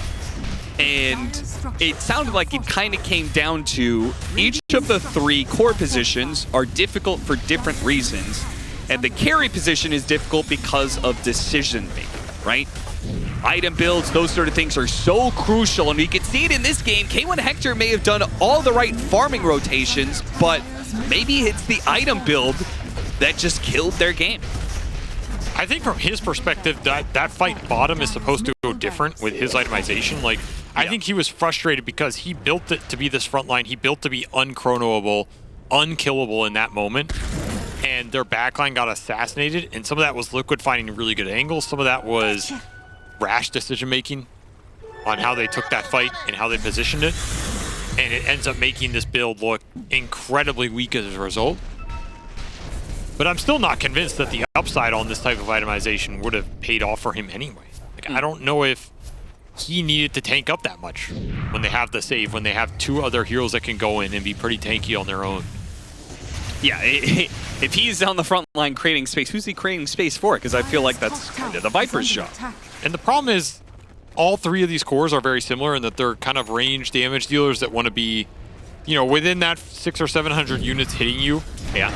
If he's frontlining and they're going on him, the other 2 cores have to run in to take that fight, and then you kind of just get chronoed on multiple people. Yeah, Leshrac is basically a melee hero for teamfight purposes. Yes, right? so that setup is not that straightforward, I think. It really hurt him here, and I mean, now at this point, this game is just locked in for Liquid because you have a Refresher Void, you have your puck pushing up to that 6 slots. There is no world in which you have the damage to combat this anymore. Well, now it's heroic side of things where they have to be the ones to outmaneuver a team fight against Liquid because the straight 5-on-5 isn't going to work for them. And we'll see whether or not they can ever get like a Scythe of Ice pick off because they've tried a couple times now. They just haven't been able to blow up that hero that gets Scythe. You gotta find the puck. Yeah. I mean, maybe this Faceless Void, you can do like a toss back into the Hex combination. Sure. That's probably your best bet. Pretty much guaranteed if you can find it, but you need the vision to get there. So the high ground's still a little tricky here in this straight up situation. You don't have the Aegis anymore. Dire's top tower is under attack. That was so unnecessary. But I guess it baited in Schofield to get picked off. As he's still stuck underneath the coil, but thankfully he's invis, so he's going to be okay from now for the shots. Meanwhile, the Enchantress going to be caught pulling in. K1 Hector is draining a lot of damage away from 33. Can he turn around and use that damage against anybody? Mickey finally puts the Chronosphere onto 3. All 3 cores caught inside of it. A second Chronosphere for the other 2 cores, and you've only got 1 disruption. So he bails out Analog, but when Analog comes back, he's surrounded by 4 heroes, and GG is called. We're going to a game 3. Well, it's all going to come down to this for both these tournaments' lives, and Heroic seemed very frustrated after those missteps bottom. As Liquid, they're on the brink, but they're not. Liquid versus Team Heroic. But more importantly, the final game of 7-3-5D, which means very likely that Valve is watching this cast, just waiting for the game to end so they could finally release the patch. Avery, is there something you want to say to Valve? 30 seconds to battle. Please read my emails. I send so many. You just want Gabe to say hi back? You just want Gabe Newell to say he's proud of your rampage? Yes. They probably don't know it's me sending all those emails though, because I send them under different account names. But the over 600 emails from AM Picker 69. That was not me. The battle begins. Oh, okay. Which one was you? AM Picker 68, of course. Of course. All right, Liquid have not fed First Blood this time around, so Game 3 is already going better than the first 2. They also got even on bounty runes. Man, nobody kills Mickey right outside his Tier 1 tower for First Blood 3 times in a row.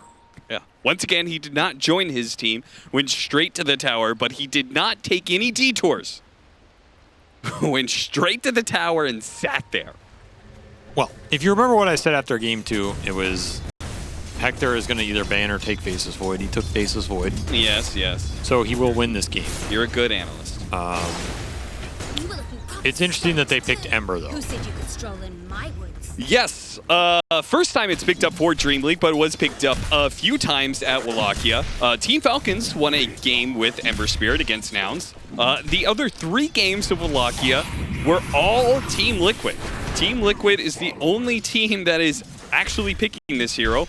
And apparently they've decided they're going to go out in the final game of this patch with Nisha's Ember. We'll see if it works as well for them here as it did there. I have no faith in this hero, but they do, and that's what counts. They won 2 games against G2IG, and then they lost a game against Extreme. That was actually the... So their last game of Ever Spirit did not go well for them, but the other 2 did. I'm gonna favor Heroic here just based off them getting the Faceless Void and the games being pretty slow. And Liquid not executing their early games as well as we've seen in the past for them to take advantage of that. Okay. I think time dilation looks pretty good here.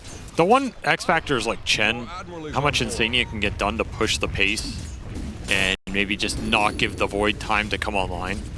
Yeah, with the Gyro, Chen, Mercy, doesn't that mean you're going to be taking a lot of early team fights, a lot of early towers? Yes. I think that trio is very strong.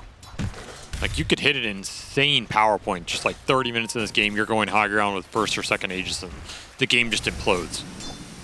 And Ember can be pretty strong in that sort of timing too, because he can just get 1 or 2 small, medium-sized items like a Mage Slayer, phase boots plus something, and you just have so much HP through all of the sustain in this Liquid lineup that you don't have the damage on the side of Heroic. I think that's a real potential threat for them. You have Timber regen, Chen regen, Marcy sidekick healing, Ember who can take a fight, go to Fountain, come back in the fight, have multiple effective lives. That's a lot to cut through with a Faceless Void who needs time to come online. A Kunkka who may not be doing the most damage. They will have a really nice like 1-2 punch of Kunkka's combo into a Coddle Blast, right? I feel like that'll probably kill most heroes, no matter how much sustain Liquid has. Yeah, if you can get to the Vessel here at a decent time for Analog. Yep. So far, it's Nisha dominating this mid lane, though. 21-7. Yeah, he's just complete free farming, spamming the Flame Shield, can't break it off, gets everything on the wave, couple denies here or there, and yeah, he's owning. He did a nice little thing of like pulling some of the creep wave over to the side, so it's not as straightforward for the Coddle just to blast the wave down like normal. Damn, I think he's 1 creep off perfect CS here. Not too bad. Man's on fire.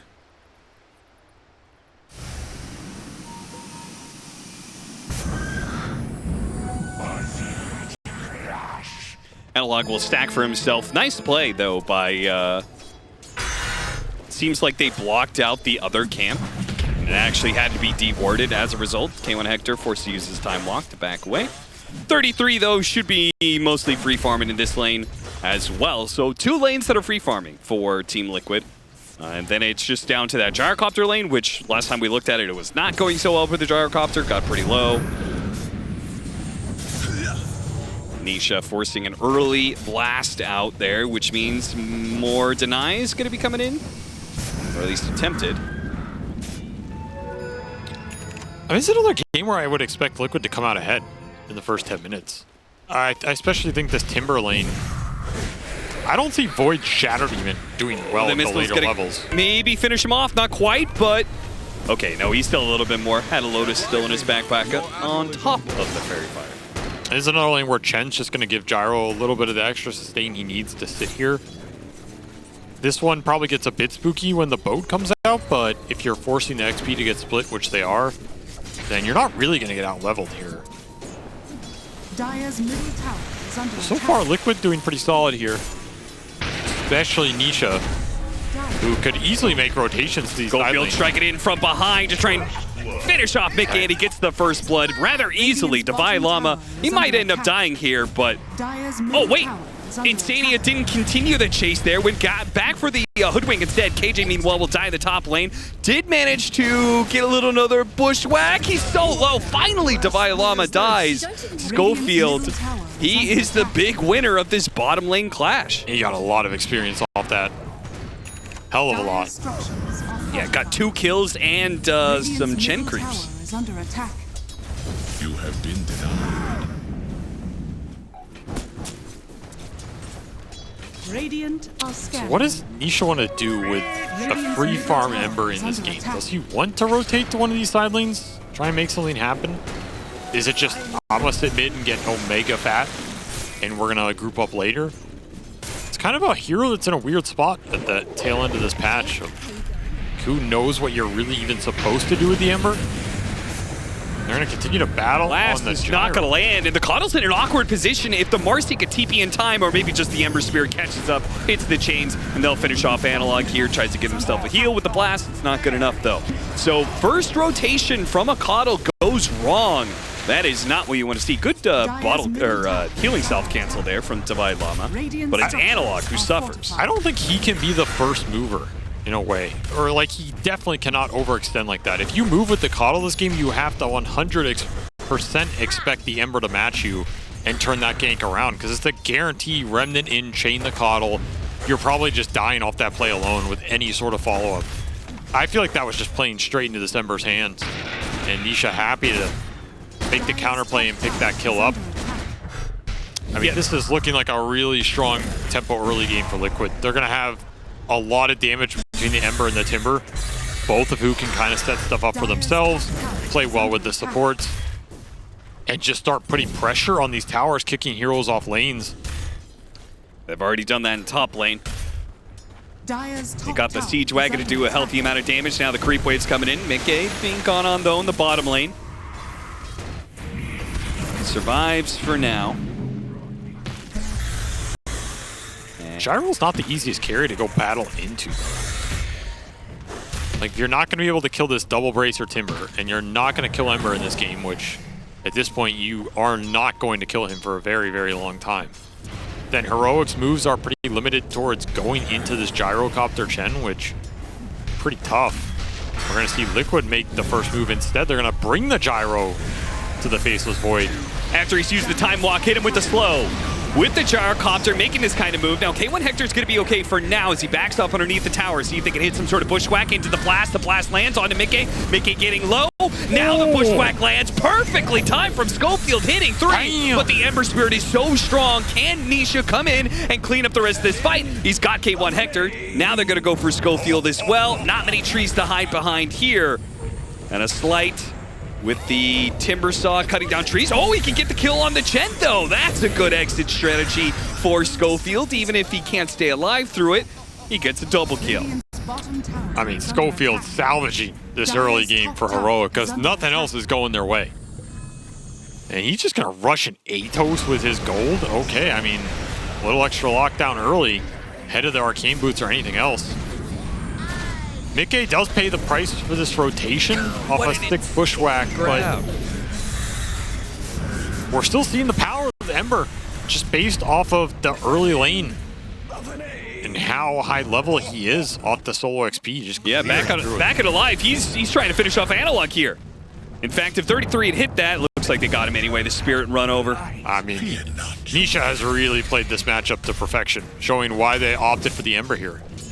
Own the Coddle on the lane, has abused him consistently in all of these fights. Every time Analog shows up, Nisha is there to match him, just jumps straight on top of him, starts cleaving through him. The chains are obnoxious. The fact that the Coddle doesn't have any armor to deal with slights, which is getting buffed up by Sidekick on top of it. Yeah. It's only going to get stronger as we go later and later into this mid-game. Missed it. Slight dodge on the bushwhack as he was farming up these neutrals. Schofield really didn't want to give him all of these last hits, but he's getting didn't them. really have much to say in the matter. And this Mage Slayer is going to make him basically invincible, right? Like, what are you doing to Mage Slayer max shield Ember in this game with a lineup that is entirely magic damage in the early game and not a lot of reliant lockdown? And they don't have an easy leading disable to catch this Ember Spirit out in the first place. So it feels like he's always going to get off a slide. He's always going to hit you with Mage Slayer. Just going to continue to match the Coddle's movement. Be there ready for him. So just keep on going for the Gyrocopter. It worked for you before, and they'll run him down here. Nisha, in an attempt to punish, but this time around there's too many heroic heroes and not enough Liquid. Nisha's going to make a run for it on the right side here. Has a Spirit to jump to on the left. He has to jump to it, but oh no! The bushwhack doesn't land. They've got a lot of Shadow Poison stacks, and that'll finish him off. KJ executes him, and Insania slowed down by the time dilation, has nowhere to run to either. He had level 6, but didn't have the mana for a heal to give over to Nisha. So Heroic go to the Gyrocopter lane, and it pays off heavy dividends. 3 kills for nothing. Big misstep here from Liquid, just getting sucked into this exchange that was not favorable for them with the Gyro going down first. That was your Chen mech. That was your Ember who, you know, might have been close to finishing up the Mage Slayer by now. Instead goes down off a chase down sequence. I don't think Nisha had any business really dying in this game, and that's a big kill to give away. Still had 33 free farming on this Timber Saw, and he is massive. So when he chooses to join these exchanges, he's going to be big, and he's going to be one of those heroes that can chunk that Kunkka down despite the boat run buff. But every time one of these fights goes a little wrong, it's like that game too. The Faceless Void, he's farming. And he's the scariest hero in this game. Dire's middle tower is under attack. Hit him with the Purge. Take away that Flame Guard, make his life a little bit more annoying. But these power runes, man, When is Liquid gonna get a power rune for Nisha in this series? What was that disruption? What? Hello, KJ? Who paid this guy? Yeah, what the hell was that, man? Oh dear. Bounty. See this sick dodge. What a disruption. Dodges the blast and the Schofield ultimate. I mean, you couldn't ask for a better save. That was amazing. Make sure to get us PayPal for later. Liquid. Mickey got caught on there. The blade mail was a little bit of pain there, but Divine Llama, they want to punish him. They're going to go in deep for the strength hero. TP is coming in to cancel it. They just give up on this guy. I mean, the second 33 is going to match that Kunkka with his own whirling death ability. It's a lot tougher of a fight for Heroic, unless they're willing to commit the Faceless Void as well. And this is that group up push you expect from a Chen lineup with some early sustain. You can Coddle Blast it all you want, but you're not going to stop this tower going down right now. 33, he finished his Yules. He's ready to go. So how much can Hector get out of these time periods? Nice bushwhack setup here from Schofield. There was unfortunately not enough follow-up there. The Chronosphere, oh no! Not what he wanted. He only gets the Timber Saw. Now they have the Spirit Vessel. Oh, he's got a Yules. Gets rid of the Spirit Vessel. Can he get away? Got a Timber Chain. Oh, out of there. And the X, was it not on 33? Uh-oh. He missed out on the Timber Saw kill. 33 could come back into play, and so does Nisha. Blowing up Divine Llama. Well, not blowing him up. He's a tanky strength hero, but they'll get him eventually. And they'll take the Ancient Stack. Liquid just bringing numbers to a fight that Heroic does not execute quite well enough to get the pick off. Man, what a weird exchange. Like, that was the fight that Hector chose to join, but it's just such a weird setup. The execution not there from Heroic. Another power rune goes to Heroic. Mage Slayer's up though, so the damage output from the Coddle is going to get diminished. From the Hoodwink as well. If Nisha can land some big slights in these fights, it will be quite nice as we go into the night. Nice frame scheme. Well played. Thank you. I learned from our Crownfall brethren. One interesting note here, Liquid drafted this Ember Spirit. They did. Quite a good note, Austin. They did indeed draft this Ember Spirit, and it is in this game. It's played by Nisha, if you did not notice. Another note for your notebook. Shut up! Let me finish. Is that what she told you last night? I had to get that one in there. Am I even allowed to say that? He was drafted twice against Kunkka in the G2IG series.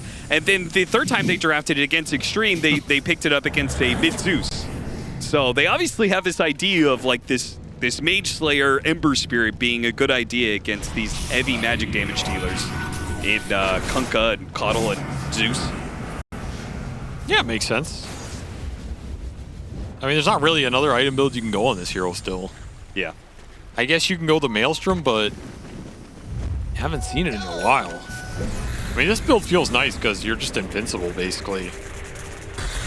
As long as you can scale the damage up afterwards, there's not too much downside to it. All the other components are still strong for you. Yeah, Timbersaw never really laxed in damage, and the Gyrocopter should get there. You add the Mage Slayer on top of the sustain that Chen brings you, and that is... It's just a lot of effective HP on every single hero of Team Liquid. Your AoE damage isn't doing enough to kill the Chen creeps. They're getting mech'd up. But again, you are dealing with this Faceless Void who's farming, so this is not a game where you can afford to like push some tier 2 and lose that fight and be okay. For sure. You have to execute well from here if you're Liquid. Keep the pace up, keep scaling, find the farm on the supports. That's a huge one. If the Marcy and the Chen continue to get big, then okay, you can afford to drop a couple of cores here or there in some of these fights or be a little sloppy. You have a lot more to fall back on, but that's not the case, then... A second Chronosphere on the Timbersaw solo. Now, the Coddle... Oh, pull him back in with the Bushwhack. They have the X on him as well. They'll get the break. Finally, that's enough, but they blew a lot of abilities. The Nisha's coming in with the Haste Room. They're chasing down Insania right now. Looks like Nisha isn't going to find much of an opening past maybe killing KJ. Can't even stick around for that. Anything. And there's that misstep that I talked about. Like, these are the kills you can't afford to give away for that easy. Yeah. Like, if you're pushing this tier 2, you need everybody there. Heroic are going to be happy to clean up Chen and his creeps. If they get anything else on top of that, it's just a bonus. And to take the Timber, the most farmed hero in this game, bring him down off a Chrono that didn't really do any damage on its own. Is under attack. Feels really nice for Hector. Yeah.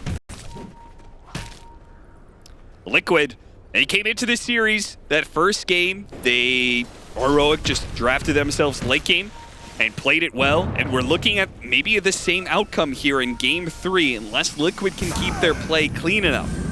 It didn't work for them in game 1, not with the SF. Maybe that window was too hard to hit, but I feel like this game 3 lineup, the draft can certainly do it for you. It's the play, it's the execution of Liquid that is called into question, whether or not they can pull this off. Tower is under attack.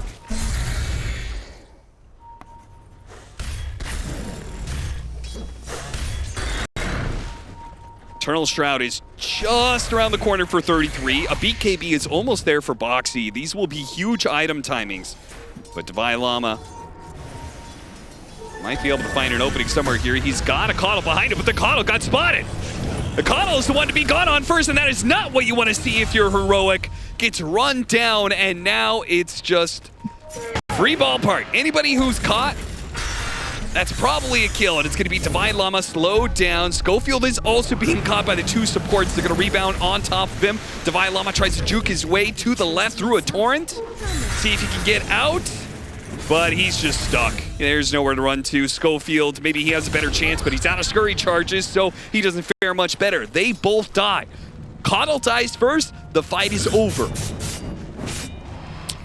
Amp damage rune for Nisha 100% secures that exchange. And they get everybody there. Zania's even gonna give K1 a little high five here in the jungle. Yeah, just chase him out. Try and limit his farm a little bit. They really need the Torrent Storm online here. Their team fight's just nowhere near good enough in terms of the damage output to take the Liquid head on. Which is 650 gold away, which is that Torrent Storm gonna be in time though? Because you're gonna have Kaya Sanj Nisha, you're gonna have BKB Boxy, and you're gonna have Eternal Shroud on Timbersaw. That's a lot of tankiness that you're adding in against that team fight spell. Now an Ags for the Gyrocopter. So even more stats. I think it's enough if you can bring the Void in and take a fight with a really good Chrono. Lands on 2 or 3. Throw down the Torrent Storm boat and a blast on top of that. It's enough. But that has to be synced up here. And Liquid are just going to do Roche while you do this Tormentor. Their lineup's going to do it very quickly here. This is a sad Tormentor. Yeah, it's not the best, but you know, at least Hector's farming at the same time. They're gonna get the Demonic Cleanse. I'm not sure which one they really wanted out of that, because the Boomerang would have been really nice to amp up the Kunkka's and Coddle's damage, right? The thing is, this Hoodwink didn't go cheap items, so he doesn't really have the mana pool to use. Like, he's gonna just rush the Gleipnir here off a Brown Boot stick, so I think you'll take the SD shard. I think Cleanse can do some work here for the Void. Even the Coddle, it's pretty big if you can land the Chains Dispel for the Coddle. Yeah. Might just be teamfight salvaging. I mean, he is pretty fast. That Chains is supposed to set up the Mercy coming in with the Dispos, right? But if that Chains doesn't last, because it's being constantly cleansed off, and Coddle's just able to outrun the Marcy. And maybe Liquid struggles to get their hands on this crucial hero. Because we saw the way the fight goes if Coddle's spotted first, and we've seen the way it goes when Heroic gets a Chronosphere with Coddle getting everything off. Very different outcomes. You don't want to fight with this Chrono when there's Aegis, though. Yeah. Which, if I'm Liquid, I want to push this to the maximum. Sanj and Kaya completed for the Ember. You all have your tanky items. You have 2 lives on the Gyro. These tier 2s are yours for the taking. Divine Llama kills Creep Wave, so Liquid will find their mid push ruined. And the Shadow Demon, oh, Boxy. Doing a little squirrel hunting out here. Analog's gonna be found in the trees, gonna try and dip through back to the base, and nobody else is there to catch him. Nisha debating close by, but debating if he wants to go to the tier 4s here, but he'll save that for a little bit later. And just grab. Effectively one-shots it. God damn. Radiant's bottom tower is under attack. Yeah, I think they knew this push was coming from Team Liquid. And so Divine Llama dealt with the mid wave. Schofield was trying to deal with the top wave. But that catch means that Liquid are able to get a new creep wave to push in, and they'll probably start taking this tier 2 top. Or not. I thought they would have wanted to use the Aegis in the Chen army there, but maybe that fight is just a little bit too annoying with Caudle just sitting in the back, blasting away. How is Hector 1,000 up on mid-game? Built different. It's it really is, man. This man is made to be a farmer. I mean, there were a bunch of stacks on the triangle, definitely helped him out, but to be over 1,000 up after the start he had versus an Ags Gyro who farms pretty fast and had some stacks of his own, kind of just absurd, honestly. He's approaching level 18 for that level 3 chrono. Almost has BKB here. Dire's top tower. His damage output is still not great. He still needs level 20 for the talent. He still needs that Mjolnir finished for the extra attack speed. He's getting caught bottom. Liquid cannot convert. Is under attack. So Hector getting away with Hector things right now on the hero that he wanted for this game 3. Yeah, like Heroic may be on the back foot, but it's kind of the position they expected to be in, right? It's like, we got the Faceless Void, we've got the late game. Liquid had this Gyrocopter Chen all-in draft. They're the ones who have to take our tier 2s, and so far, they're holding those tier 2s all right. H is going to expire in a minute and a half here, so... And they've got the BKB on Hector. He can farm a lot more aggressive now if he wants to. Yeah, nobody could stop him from BKB TPing. Some call it the Nightfall. Dire's bottom tower is under attack. Dire's structures are fortified. Radiant structures are fortified. Heroic not going to defend at all. They're fine with just getting farm in exchange for giving up this tier 2. Dire's bottom tower is under attack. Liquid have to be here in some kind of numbers just to make sure Mickey doesn't get... This is where you wish you could just go high ground. I don't know. Yeah. Like, I mean, you don't, obviously, but damn, would it feel nice to be able to do it. Because your catch is pretty limited.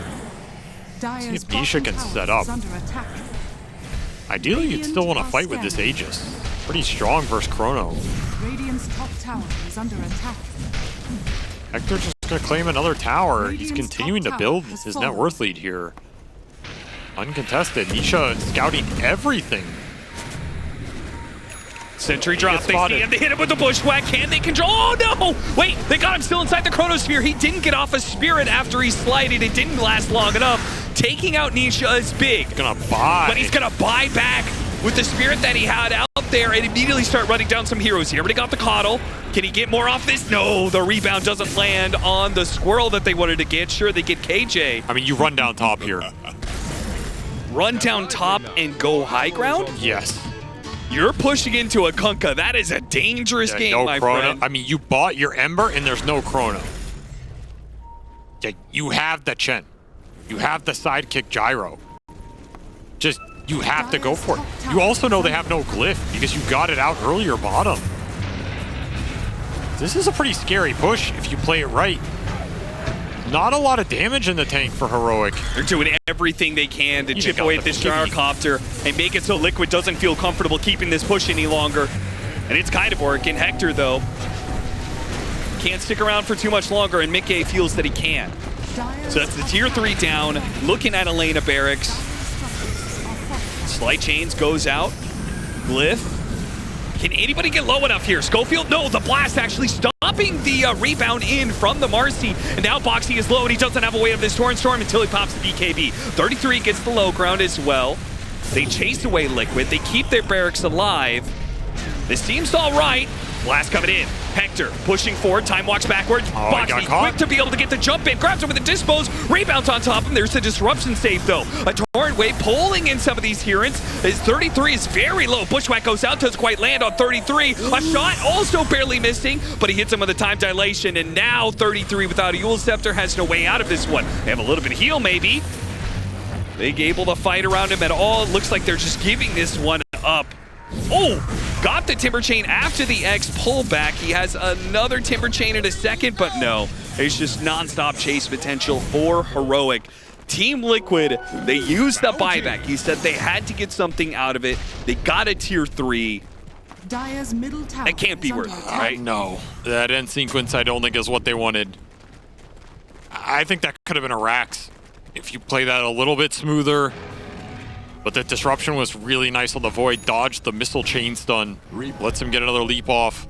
Otherwise, Hector probably goes down there. Heroic with a nice defense.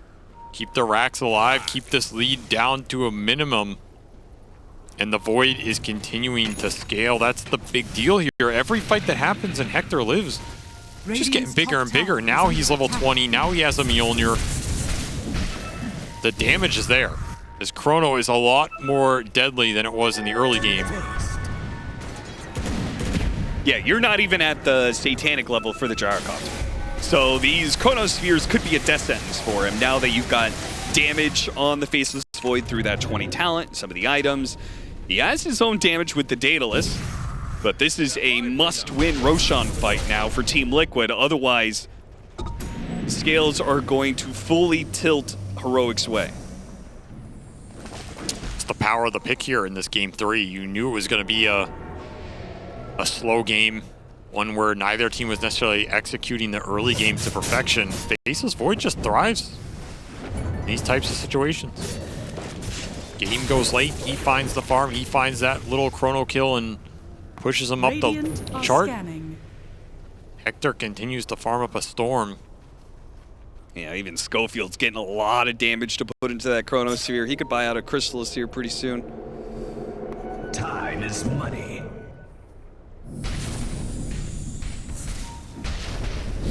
This game might come down to next Roshan, who can build up the big items to help them take that fight and contest it. I think it comes down to next Roshan for Liquid. But I feel like if Heroic loses that Roshan, maybe they lose like Elena Barracks, but it's definitely still a very winnable game for them, right? Oh yeah, I mean they can give up a lot of abilities here and still have that team fight potential. Boxy's still finding a lot though. Radiant are scanning. Acorn hops over to Boxy. He realizes that he is seen.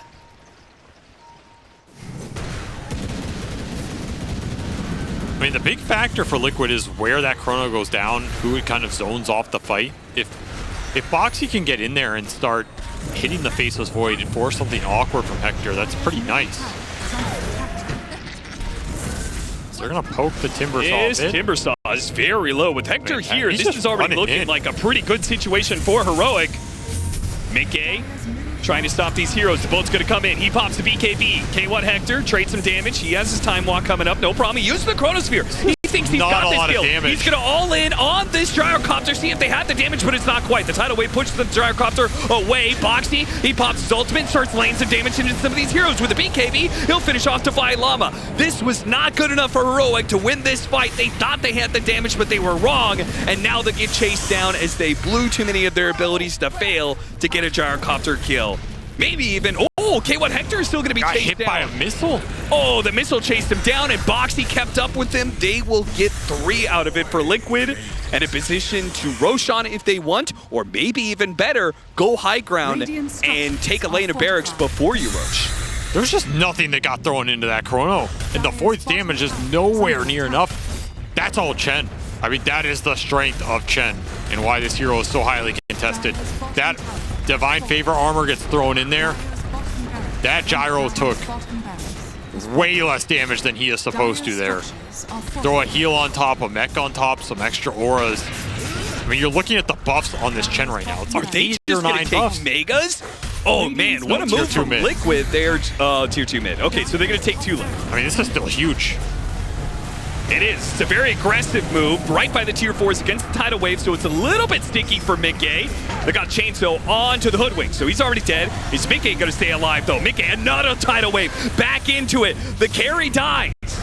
33 is going to be pulled back into the tier 4s as well. Oh, this was a dangerous game for you to play, Liquid.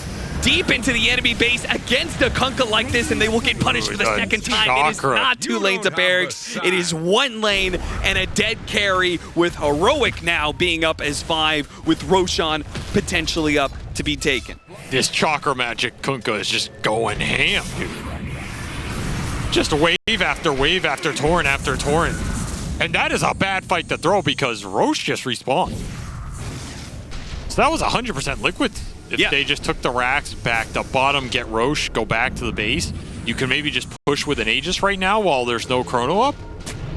Instead, do Heroic have the time to take this objective? You know Hector wants it. He's going to go for it. This is a huge loss for Liquid. They are not able to contest this, and it does not look like they are.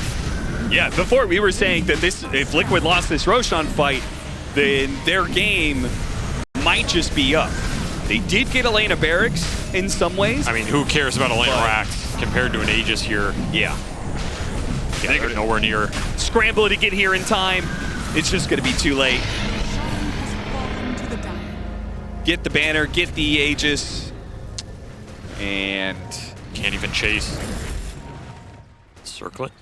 Chilling. Random.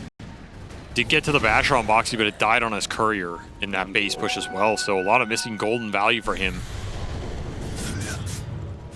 But he is finding a lot of farm. He's scaling, and it's still a big factor if he can find the connection on these cores in the fight. He has Blink, he has the leap, be able to close the gap. So if he gets on top of the Coddle, he gets on top of even the Kunkka at the start of the fight, you just get that bash guaranteed. It's an easy way to start the engagement. And the second you're on top of Heroic's heroes, it makes the Chrono a lot more awkward here. So I do not think Boxy is afraid to just go in base first. Another Tormentor to be taken here for Heroic. Boomerang? Now they got the Boomerang.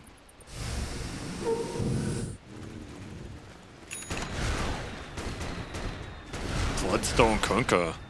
I mean, his Kunkka's not Omega farmed, but the fact he has the extra cooldown reduction from this Coddle is kind of disgusting with this Bloodstone build. So many torrents. Yeah, you the tidal waves you back, then he X you after that. After you get X pulled, thanks to Chakra Magic, he's got another tidal wave to pull you back even further. And this Coddle has Shard and Ags too, so you have the double Chakra off the recall. Yep. And you have the Will-O-Wisp to just keep people there even longer. Kind of a nightmare of a control zone for the cores from Liquid to fight into without BKBs, which they only have the Gyrocopter BKB. There's no BKB on this Ember or this Timbersaw. They've just opted for the tanky frontline items, the Shrouds, the Shiva's Guards. I mean, those are great, but they don't really help you get out of that whirlwind of pain if you get caught in it. You weren't a fan of the last Scotty that K1 Hector picked up. Do you like this one more, though? I mean, yeah, because he has more damage to go with it. I think it's a better Faceless Void item that is a Razor item for sure. Yeah. And it makes sense here with all of the healing Liquid are proposing. But I think after the Scotty, you just need as much damage as you can get. I would not be a fan if he, for example, goes the Scotty into another HP item. Oh, Boxy spotted. If you want this kill, you're going to have to use a Chronosphere for it, Hector. Meanwhile, Nisha trying to use all his mobility. Okay, he does use the Chronosphere for it. And Boxy will die. 100-0 inside of it. 1,000 gold for that Boxy kill. So just from a gold perspective, plus he has Aegis, it's not like Liquid's likely to punish you during this Chronosphere. Yeah, I was going to say, if he didn't have Aegis, mean, that line's a bit murkier, but since you have it here and that Marcy is such high level, like he's dead for a decent amount of time here. By the time Boxy's back up, you're looking at a minute or less cooldown on this chrono. Yeah, it's worth it. There's the recall for some extra mana. Man, Octarine on this hero with Shard Axe is just kind of disgusting. Radiant's middle tower. Yeah, is under attack. we're really getting into. Remember when Tinker was the only hero that could spam ability after ability nonstop? Now we got this Coddle, Chakra Magic. We've got Dazzle who does it for you now.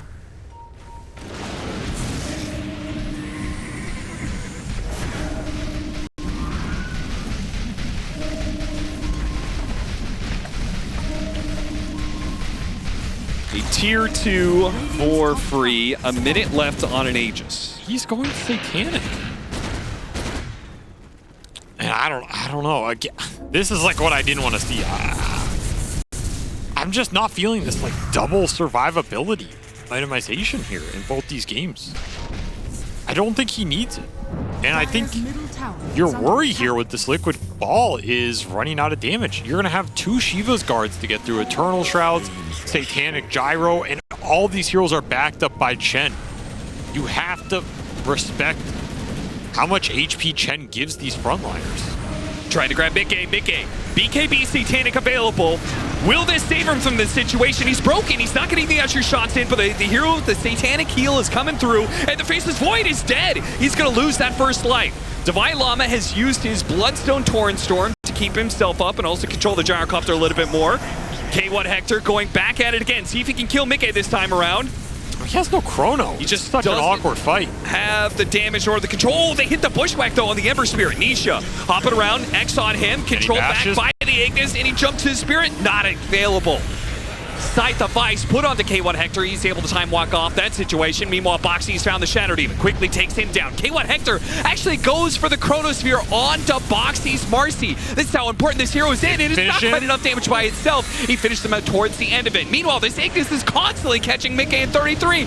Pulled in by the False Fire. Constantly Bushwhack, Tidal Wave. They cannot get away from these heroic heroes, nor can they hit them accurately. They don't have the disables. They don't have the getaway, and they will be taunted and waved goodbye by Heroic throughout the entirety of this team fight with 33. How many the Will-O-Wisp last one to be shaken down. Does this guy have? It's like the 4th Will-O-Wisp in this fight. Just absurd cooldown reductions on this Keeper of the Light. I mean, Analog is destroying them from the backline. Nisha is trying to chase him, but Nisha does not have enough damage on his own to kill this Coddle right now. And getting 3 or 4 of those off, plus, I mean, an endless amount of other spells. Just ridiculous value. He got 10 Solar Binds. What? He got 10 Solar Binds, 11 Illuminates, 9 Blinding Lights, 9 Chakra Magics.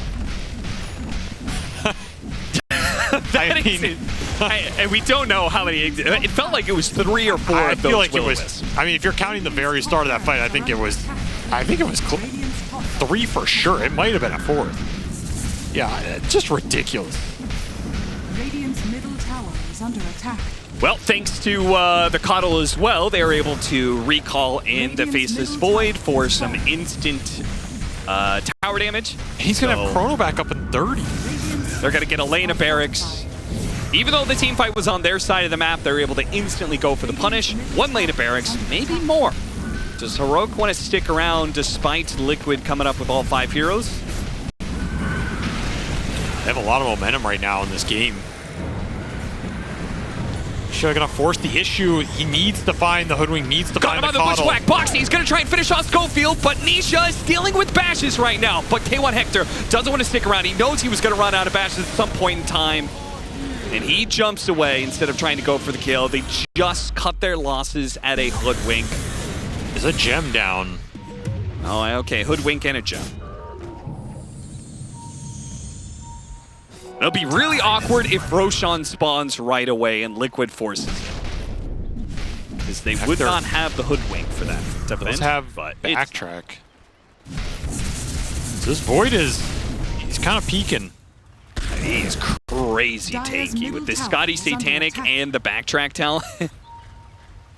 Good luck bringing this guy down early on in the fight. I mean, you do have that Hex on 33 we saw, but I think he expended 2 Hexes on that Faceless Void, and neither of them were able to finish Hector off. I mean, if I'm looking at this from Liquid's perspective, I almost can't go on the Void. I think you have to catch this Coddle. I mean, for sure you want to catch Analog here, but that's easier said than done. Well, Blink Scythe might help 33 get that job done. Liquid pushing out this wave, hoping that Roshan would spawn for them while the Hoodwink is dead. It's not going to happen. And that'll leave Heroic plenty of time to farm out some of the map, get their Hoodwink back into play. I mean, they have to smoke. Have to smoke towards this Roche. Cannot afford to just give it up for free here. Maybe they can catch Heroic on an angle, but it's Heroic who might catch Liquid at an angle here. They're going to lead on 33. Is this the hero they want to go on? They spotted K1 Hector at the same time. Mickey's pushing forward on that one. Missile's going to chase after Hector, blocked by the Lincolns. Now they deal with the Will-O-Wisp.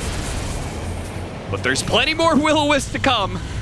If last team fight was any indication, Nisha jumps after Divine Llama, not going to find that one either. Boxy also used his ultimate here. A lot of things blown by Liquid, but not able to get a good firm grasp on these heroic heroes. K1 Hector threatening to jump back in. BKB had to be used by Mickey in that situation. They got it out. And now they can go for the kill. He's got a Satanic, he's got some heals for the Chen. It's really the only thing. This Will-O-Wisp is destroying them on the high ground. Now the Chronosphere plus the Torrent Storm all in on the Gyrocopter, and there's nothing you can do about it if you're Liquid.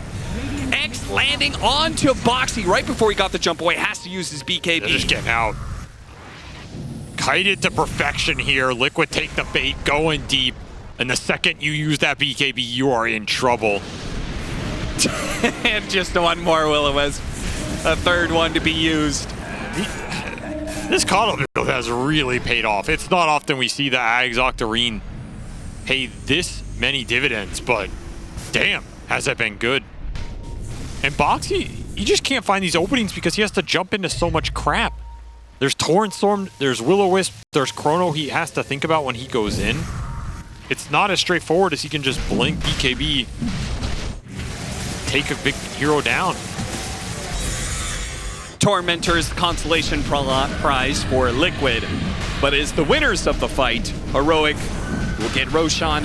That'll give them Aegis and a Refresher Shard on top of the banner. Can't hit the banner. I would say this automatically goes to Hector for double Chrono, and it probably will. But to be honest, he's so damn rich, he doesn't have the slots for it.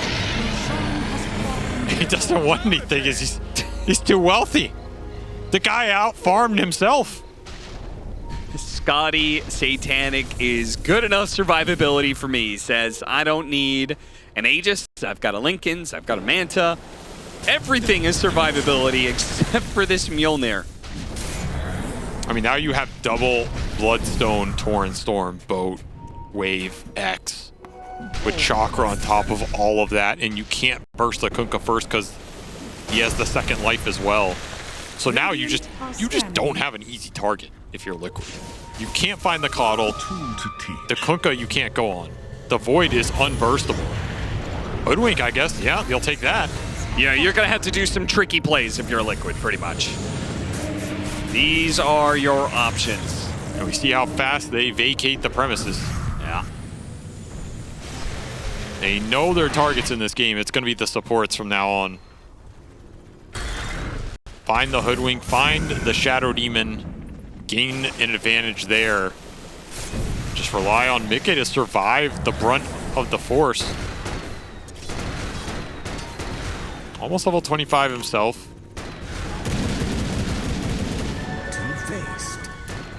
So, Flat Cannon will come up a little bit faster than normal, but it's not nearly as impactful as Faceless Voids. That one, though, is pretty good. Double 2 Sleight of Fist charges for the Ember Spirit, plus he completed Octarine, so Ember Spirit is going to be hopping around like a madman. It's just, is he ever going to have the damage to kill that Coddle? Nope, but he'll have the setup. So you got to get Boxy with him. We see the two of them smoked behind right now.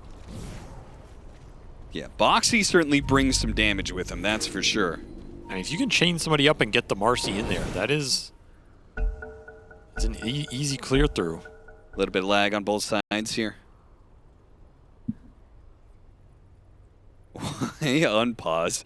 I believe both teams tried to pause at the same time is what I'm going to assume happened there.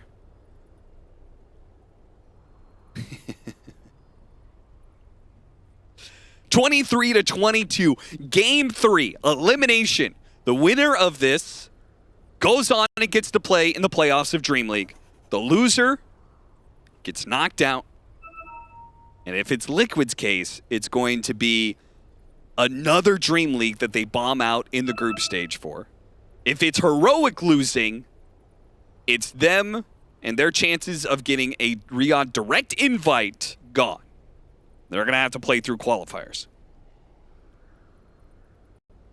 So what you can win out of this is nice, but what's at stake, that's going to be weighing on both of these teams' minds quite heavily, I would imagine, during this awkward pause situation. So Heroic, it feels like kind of almost any regular team fight they can win in a myriad of ways. How does Liquid win this fight? Find the backline, find the supports, clear them out, and then commit the cores onto the Hex from 33. Start taking down these big cores, but I think it has to start between the SD, the Hoodwink, and the Keeper of the Light. You have to find two of those three. Between this Ember and the Marcy. You're going to see the Hoodwink on this ward. This is exactly what they want to see. And got the first hit probably back. Gone. Chain stunned. Can they get out? They did not instant TP. No, they did not. They've got a ward on them right now. Boxy outside of that ward now tries to go for it. The Chronosphere landed on two. Can they get both here? The boat is going to chain this stun pretty nicely onto the Ember Sphere. The support is already dead. It's a question whether or not Nisha can get out, and he got pulled back in after the jump over. It works out very well for Heroic. The not instant TPing out really burnt them there. And Heroic get rewarded for instantly retaliating. The nice two-man chrono from Hector working towards an Axe, as that's the only thing he can build and still hold on to here. Yeah. I mean, next he could go for consuming a Moon Shard, but... I mean, this will be pretty crazy. Ags, Faceless Void with a Coddle constantly giving him Chakra Magic. He's so rich. Yeah, the cooldown reductions here are so good for their lineup. There's the problem there. If you try and go on any of these other heroes without going on the supports, the disruption save from KJ is going to ruin all your plans. Trying to take this team fight without the Ember Spirit, it looks bad. Mickey pulled out of position. Satanic going to be activated here. Now the Torrent Storm's coming in, but he may not have a chance to get off this BKB unless the stuns stop, and they don't. Gone. It changed just perfectly for the blast to come through and finish him off. A buyback now used by Mickey. But Heroic, not deterred at all. They don't need a Chronosphere to win fights anymore. They don't even need the Void. It's just the Kunkka and the magic damage. Threatening Mickey 100 to 0. You have to just commit to the fight here if you're Liquid. Ember coming up in 5. Do you let Heroic get out of here for free? Hit him with the scythe. Oh, they're going for it. They KJ on the high ground bashes. gets the disruption. They keep Can they the possibly bashes. get a stun? He tried to get a bash out instantly. It didn't work. Meanwhile, Nisha jumped in straight to the back line. Hit him with the slide. Schofield's getting a little bit low here, and they do manage to finish him off, chasing after more heroes with the flamethrower, trying to slow down these heroes, try and get as many as they can. They got the Coddle, and that's a big one. Heroic say, that's fine. You can take two. We're still in control of this game. They got a Rax. They got the buyback out of the Gyro. It only cost them 2 here. Even held on to that Aegis. Will expire now, but Heroic probably happy with that exchange overall. It puts Mickey in a very precarious position because he is the hero that has to play on that front line. You can't just say, let's keep the Gyro in the back and let someone else spend the buybacks first. He's their damage. Yeah. He has to play up And now there's a refresher on this Kunkka, so what was misery before now becomes a nightmare. Yeah, I mean, that one team fight when they had the refresher shard looked impossible. Now every team fight is going to look impossible in that regard. Got the Yules on him, stopping the X pullback, but the Demonic Cleanse allows Divine Llama just to walk it off.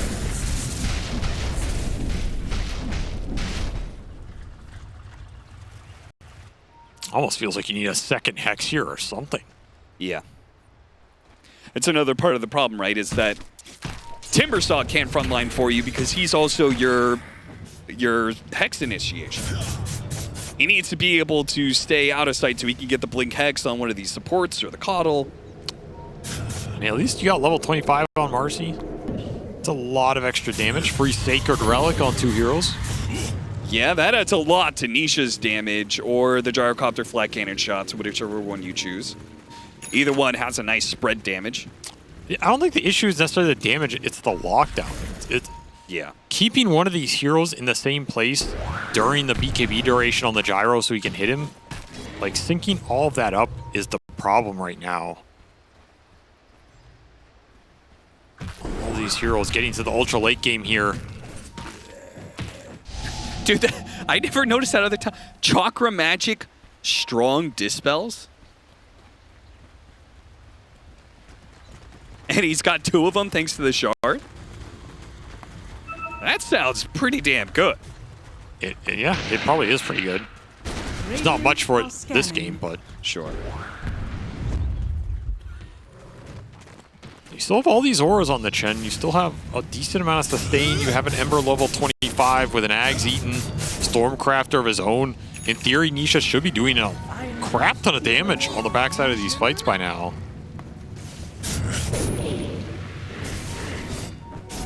Something to note is he doesn't have a Dispel for time dilation. Yeah. He gets hit by it. He's just avoiding the Faceless Void at all costs, right? Yeah, but avoiding Void means he's just going straight into your team.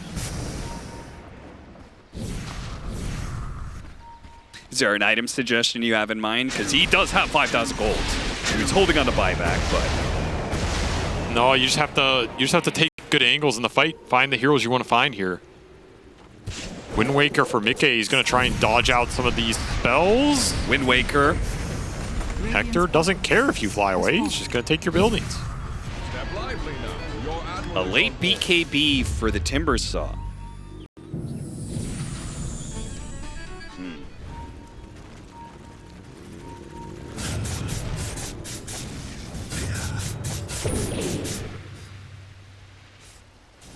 Yeah, that man has a Daedalus by now, by the way. This Hoodwink starting to hurt. A lot of extra damage to put into that Chrono or Torrent Storm. You get caught in it.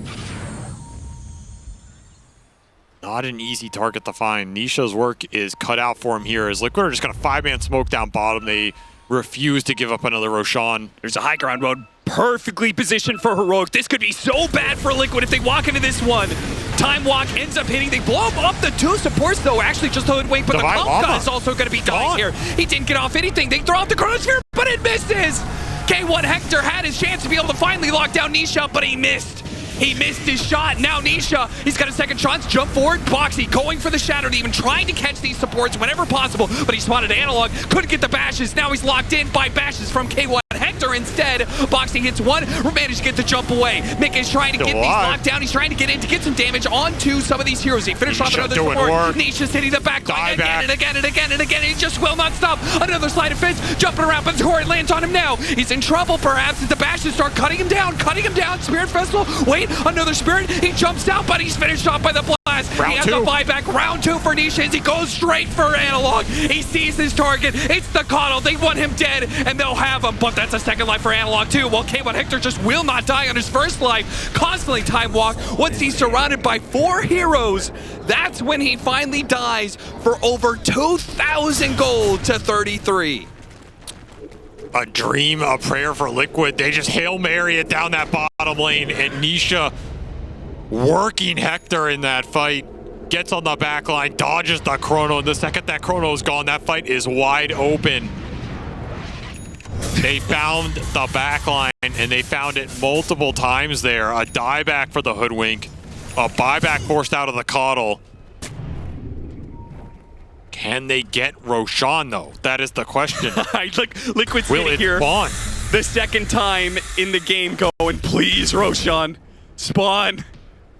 They need a little luck right now, and it's going to back at that fight. I thought it was going to be bad because I thought Hector was going to be able to hit a Chronosphere, but instead he gets distracted by 33, and Mickey just rolls up on these heroes and demolishes them. Yeah, he got some good-ass crits in that early portion of the fight, and we were talking about getting the disables to set the gyro up. I mean, he just walked into him there. Yeah. Takes a Kunkka down 100-0, and now you're in a situation where you have to recall all these heroes back into the fight off buybacks. It's just hella awkward because you don't have Chrono to set the fight up for them. Nisha knows his mark. Hand of God doing work here to save Boxy, and now you're stuck having to deal with this Ember with everybody, and it takes so long to bring him down. So many lives that the damage is done. This is going to result in Roshan going Liquid's way. An Aegis on the Ember to repay Nisha for his buyback. I mean, this is part of the build, right? This Faceless Void is a target that they don't have to hit first. They can save him for last. Especially if that Chrono gets whiffed. Yeah. Now, we go back into the game. We did have Roshan taken for Team Liquid. If you're wondering where the spoils went, we have an Aghanim Scepter that was given to Boxy. So Boxy now has this Unleash that does an AoE silence. And he has Refresher to go with it. Yeah. So he's incredibly farmed now. Basically just a core. Straight up. We have Aegis for Nisha because he uses buyback. K1 Hector. Oh! Oh! What was that? He just didn't chains him. Did he not have the chains up? What else would he have chained? Hector is lucky to be alive right now. This man's got 9 lives and he's spent 8 of them. 4 buybacks for Heroic in that fight is what we're looking at right now. So you definitely push here if you're Liquid. Anybody you claim is dead forever. And in fact, Hector bought out for a Refresher. The 8th slot for this man. He feels like he needs 2 Chronos. They also have Scythe of Ice on Analog. So Nisha may be super slippery, but you can't really dodge a Scythe of Ice. Yeah, but he's so damn tanky now. We saw how long it took them to bring him down. Yeah. Also, going high ground, it's always so hard against Kunkka Coddle. Okay, but the question is, if you don't go high ground here when none of these dire heroes have buyback, what are you waiting for? Yeah. Are you waiting 60-minute neutral items? Is that a good enough advantage to wait for? Might be. Okay, they do have really good Divine Rapier heroes. They don't have it queued up yet, but... I mean, Mickey has like 1 more slot. Dire are scanning. Shield Rune pretty tempting as well. Does get purged though. Hey, give it to Boxy. I'm the carry now. I mean, yeah, he is the carry. He is a straight carry. The net worth has shifted considerably here off that last Roche. But of course, you have an almost level 30 Faceless Void with 8 slots and a lot of disable behind him. Okay, so Heroic push out because they want to be out on the map when 60 minutes happens. They want to get these tier 5 neutral items and then get back to their base for the defense. And does Liquid know this is happening? They're smoking up here like they do. They don't want to get these up. He's going to run into some heroes here. Breaks. Does he find anything from this? No. Radiant are Narrow escape for Heroic here. Did he realize that his smoke broke? Maybe he thought it just timed out the ninja gear? Either way, it will deny some of those neutral items from Heroic. They're going to have to get him on the other side of the map. Fortunately, Analog is able to bring Hector to where he's needed. Very fast force boot selection for the Timber. What items would be game-changing for you? Her shield. Hector just loves his survivability, man. I don't know. What can you say? Screw damage. You're just never going to be able to kill me. I mean, what is even mirror shielding? I guess the Hex is what he's worried about. Okay, that was so bold, Boxy. Holy crap. He just used an Unleash BKB to take a range barracks when there is Chronosphere to stop BKB. Yeah, I don't know if that was worth the risk reward, but okay, he gets away with it. Little insane. And they also know he TP'd out, so Heroic feels strong enough to like aggressively push in to take more jungle areas from more tier 5s. So double force boots for Liquid on the Ember and the Timber. We're going to see what Mickey opts for here. Oh, Book of Shadows, very good choice for Insania, I think. Oh yeah, that is definitely nice here. Can save some people in the Chrono, in the Torrent Storm combinations. Giant's Ring for the Gyro. That's a big-ass ship. Yeah, more HP, more movement speed. It's same as Force Boots in that it gives you boots from your neutral item slot, right? And a Giant's Ring for the Kunkka. Where you have a big ship, you need a big captain, Austin. Oh boy. Searstone for KJ. That feels good. Pretty big range on Disruption. And a Book of Shadows for the Hoodwink. So both teams playing with a save here. Only missing one tier 5. Trying to hunt it now. And these buybacks are coming back for Heroic. That's the big factor here. Still missing some gold, but that timer is basically gone. And Hector eyeing Divine Rapier here. Hector! He needs help. He is far away from his base. This one-time walk isn't going to be good enough. He has to use a Chronosphere to make sure he gets out. Another time walk is coming up in a second. He's got Chakra Magic to maybe help bail him out here as well.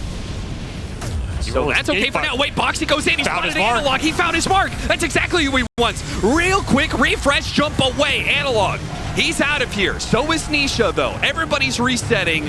They got double BKB and the refresher out of Hector. He did not want to have to use it there. It's a big win for Boxy. But can you do anything with it? Yeah, are you willing to go high ground with it? Step lively. Your admiral is on board.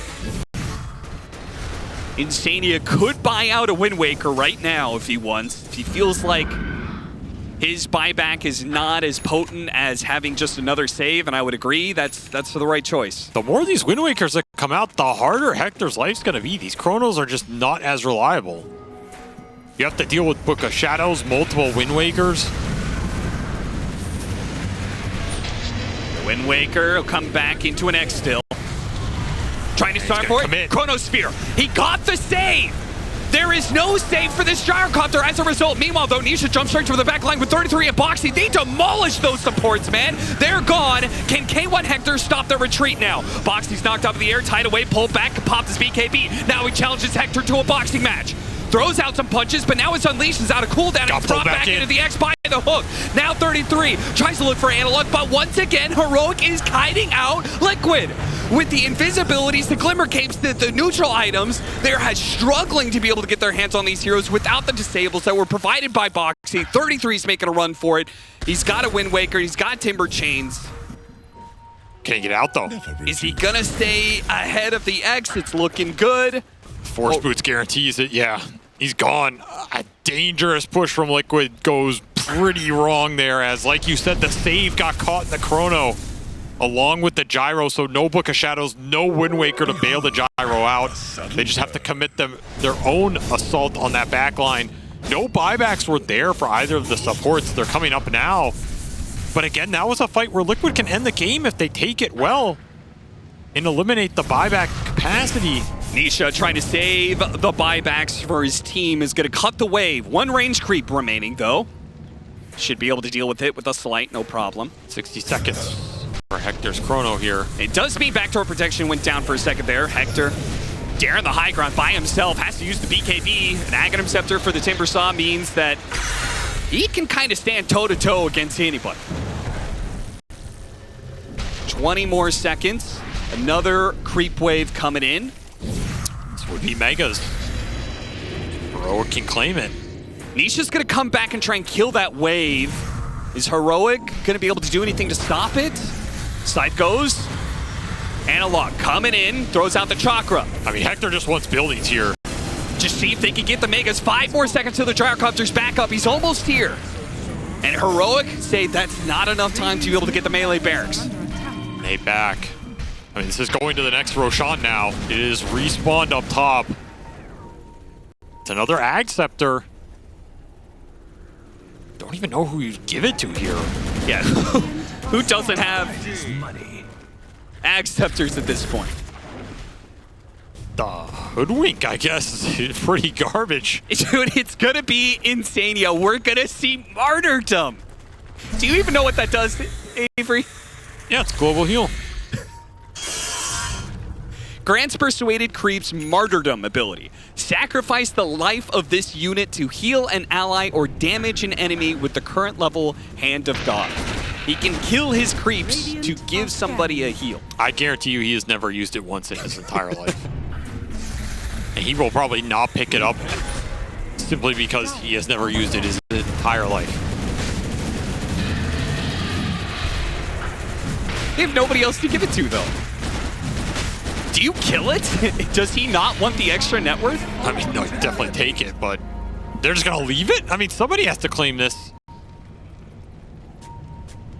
Meanwhile, Heroic, they're coming to fight. Will-O-Wisp goes out. They spotted the Kunkka. Kunkka's a really good kill. All this AoE control, but no. A time walk in bash allows Divine Llama to be able to get away from this Gyrocopter. Now he's walking over the cliffs. A Bushwhack lands onto the Ember Spear. Managed to get the Force Boots over the side. Hit him with the Chronosphere anyway. He got the two. Mercy. Got the Ember. Just what K1 Hector needed to be able to finish this fight potentially. Nisha gets to jump over the way. Still has the X on him. Hit him with the second Round Chronosphere. Take Mickey down as well, potentially underneath this Chrono. It doesn't quite last long enough, but the bolts are coming in. Hit after hit after hit after hit with the Scythe. Book of On Shadows. top of it. Nisha with a buyback coming in. The Book of Shadows bails down the Gyrocopter for 1 life, but he's got a second 1 life coming in now. Analog spotted by Nisha. He goes straight for it. Well, K1 Hector tries to help out his backline, chasing after Nisha, but he doesn't have the Chronospheres anymore. 33 jumping forward. He's immediately going to be put into Biggie state while K1 Hector fights for his life, trying to stay half HP. Gets a time walk over to the side. Divine Llama getting in some of those ways. Heroic trying to kite back once again. Keeping it back way. Disruption. Good save for K1 Hector to be able to get a time walk off. He's fighting Not out. enough. Wait, no, it's not enough. He gets disabled, but he does have the buyback. 2 more cheeses left for the side of Liquid. Schofield on the run, invisible. Radiant's He's middle gonna get barracks away. are under attack. And meanwhile, look at the pace. Wait, One the more melee lane. barracks? Somebody TP. defend it. It would have all been for naught. I mean, what is the end result of this? It's 2 buybacks committed from Liquid on both their backline assassins in the Ember and the Marcy, and a single buyback on that Faceless Void from Hector, which one might argue didn't even yield anything since he comes back, but he has no Chronos. Will pick up a Moon Shard for himself on top of a Nullifier in the backpack. The man has got all the gold in the world, but it feels like once those Chronos are down, he does not offer anything. Yeah. Still expensive buybacks for Liquid. They're still sitting on 2 cheeses.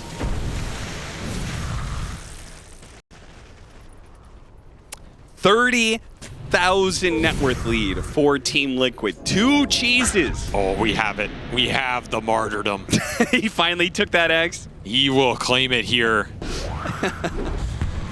Can he use it is the question. Okay, so if you click on the creep, it now has the Hand of God Martyrdom ability on it. I mean, honestly, it's not bad. It's not a bad spell at all. If you can get a couple creeps up, it's a lot of extra heal into a target. Might be stuck in the Chronosphere, right? Yeah. The range is pretty big, too, so he can keep these creeps pretty far back, not inside the Chronosphere, and still be able to heal Mickey. If he has multiple of these and actually uses it, it's 350 heal. Do you think the heal per second stacks? I have no idea. I don't know if Valve knows how this spell works. And this spell might not exist for much longer, so this might be your last chance ever to use it. Tormentor, but nobody take the shard. I mean, what is Heroic's solution to this kind of buyback-driven teamfight from Liquid? Like, you're committing Chronos, you're taking down a couple heroes, Liquid commit the buybacks, and then if you can't win that fight, how do you ever win this game? Are you making progress here if you're Heroic? Continuing to lose net worth lead. Continuing to lose the back end of these fights. Now this gyro is caught back up to where Hector was. It's all evened out. He's got his Swift Blink. He's got his damage. So the Timbersaw and the Chen haven't had to buy back at all. I mean, it feels like Liquid are starting to have more in the tank here in this ultra late. The Kunkka and the Coddle are just falling off. They're all spell damage oriented. Yeah, they can throw all this stuff out, but when people have refreshers, when they have double BKB, when they have the Swift Blinks, when they have Refresher, Ags, Ember Spirit, it's so much backline jump. It's so much physical burst that can get on top of you instantly. The positioning from Heroic needs to be on point here. I mean, that just means want to have a chance. You need some Dagon 5s. That's all I'm hearing. I mean, Dagon 5s, Hexes. I mean, somehow... Something. He's going back for a Shiva's. How did they not have a Shiva's? Oh, bounty. I mean, he was prioritizing the teamfight spell damage and dealing with the magical burst early.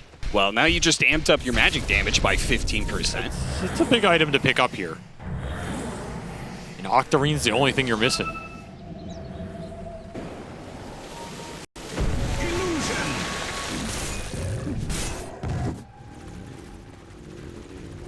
Reminder for everybody who is, if you're just now tuning into this game, if you're wondering why the hell the patch isn't dropped yet and you're like, what's going on? Oh, there's this match between Heroic versus Liquid that's going on. This is the elimination tiebreaker match. Game 3. Game 1, Heroic took the late game and rolled with it. Liquid didn't have anything to deal with it when it came to draft. Game 2, Liquid controlled the game pretty well. They had better late game in the Faceless Void, so they take game 2. Heroic say, okay, we're gonna try and take the ultimate late game hero in Faceless Void, but now we're here at 73 minutes and it seems the Void is not enough. Spotted, a hoodwink, a free pickoff maybe, but Nisha is scared. He doesn't know where the Faceless Void is and he cannot afford to get caught inside these Chronospheres. Hector hunting. Blinked into a torrent. A little awkward for 33, but he's so tanky. They're going to try and tidal wave him back, pull him out of position. Really, it's the only way they want to go on him. And they got a BKB out of him, so that's good enough. Hector does not want to commit on this Timber. He wants the Gyro, he wants the Marcy, he wants the Ember. He wants the damage dealers. Protect his team. Still double cheese on the side of Liquid, but they don't have the item slots to be able to use it. Half HP, pretty damn fast. A disruption save comes out. The ult of the Book of Shadows. He pops his BKB and makes a run for it. Chronosphere. Placed onto him. Nisha goes past it. Straight to the Coddle. While the Gyrocopter dies inside of it, there was no save from the Chen. He could not get there in time, and now they have to use their buyback. While Nisha is trying to catch these heroes once again, they're slippery, but surely something's going to die here. Divine Llama uses a refresher for a second BKB. A second Chronosphere put to use. They finish off Boxy. That's a dieback there, but they finally got the Kunkka. He does have buyback, though. It's going to be Liquid playing with the numbers disadvantage while Nisha's still trying to chase after this damn squirrel, but Schofield's all over the place. 33, they got a nullifier on him. That means the Aghanim Scepter isn't that useful anymore. Can Insania do anything to save this Timbersaw, who hasn't had to use his buyback yet? Tidal Wave pushed around, finally making it back into the play, but K1 Hector is feeling good about this fight. They've taken several Liquid members down. Now if he can just finish off Mickey, that'd be another dieback. Plays it safe. Time walks back, slowing it down. Heroic start backing off and dealing with some of these heroes that are salting their backlines. If they can catch Nisha or deal with 33, this Aghanim Scepter, the squirrel is somehow still alive, taunting Nisha this entire time. Another Will-O-Wisp going up. BKB nullifier onto 33. He's trying to get back. A little bit of vision. BKB on Nisha, trying to finish up the squirrel. Another Book of Shadows being used. Another scurrying way into the trees. Maybe they go for Divine Llama. That would be a dieback, but a tidal wave coming in. Nullifier onto Mickey. Mickey getting low. K1 Hector trying to finish him up, and he does. He finally gets a second dieback on the side of Liquid. Well, now it's Nisha fighting for it, but he can't kill anything. He doesn't have the damage anymore. He doesn't have the spirits. He doesn't have the mana. He doesn't have the HP. 33, the last core standing, hoping that Nisha will come back and save him. Where is my Superman, he says, but he's not here. Heroic is your kryptonite. They've taken 3 down, no buybacks, 2 left. And all of Heroic are coming for that throne. They're coming for this game 3, and they're coming to eliminate Team Liquid. They just can't kill the damn squirrel, man. He got off, I think, 4 Book of Shadows in that fight. Nisha spent half his life chasing Schofield, and it might have been the last one he'll give in this tournament. As Liquid on the brink of elimination here. What can he do now? The Chrono's just coming off cooldown. The fight lasted so damn long. He's gonna have another one in 10 seconds here. Chen bites the dust, the last buyback for Liquid. Boxy will respawn. How do you do this, Boxy? They go for the Kunkka. Immediately sacrifice. No chance. Taken out in an instant. Nisha versus the world. The same job that he's tried to do for the last 2 minutes. Go for the supports. He can't get them. Like sand, they just slip through his fingers over and over and over again. A Chronosphere on more Heroic heroes than there are Liquid left. And Heroic will finish this game 3 in style. They will stay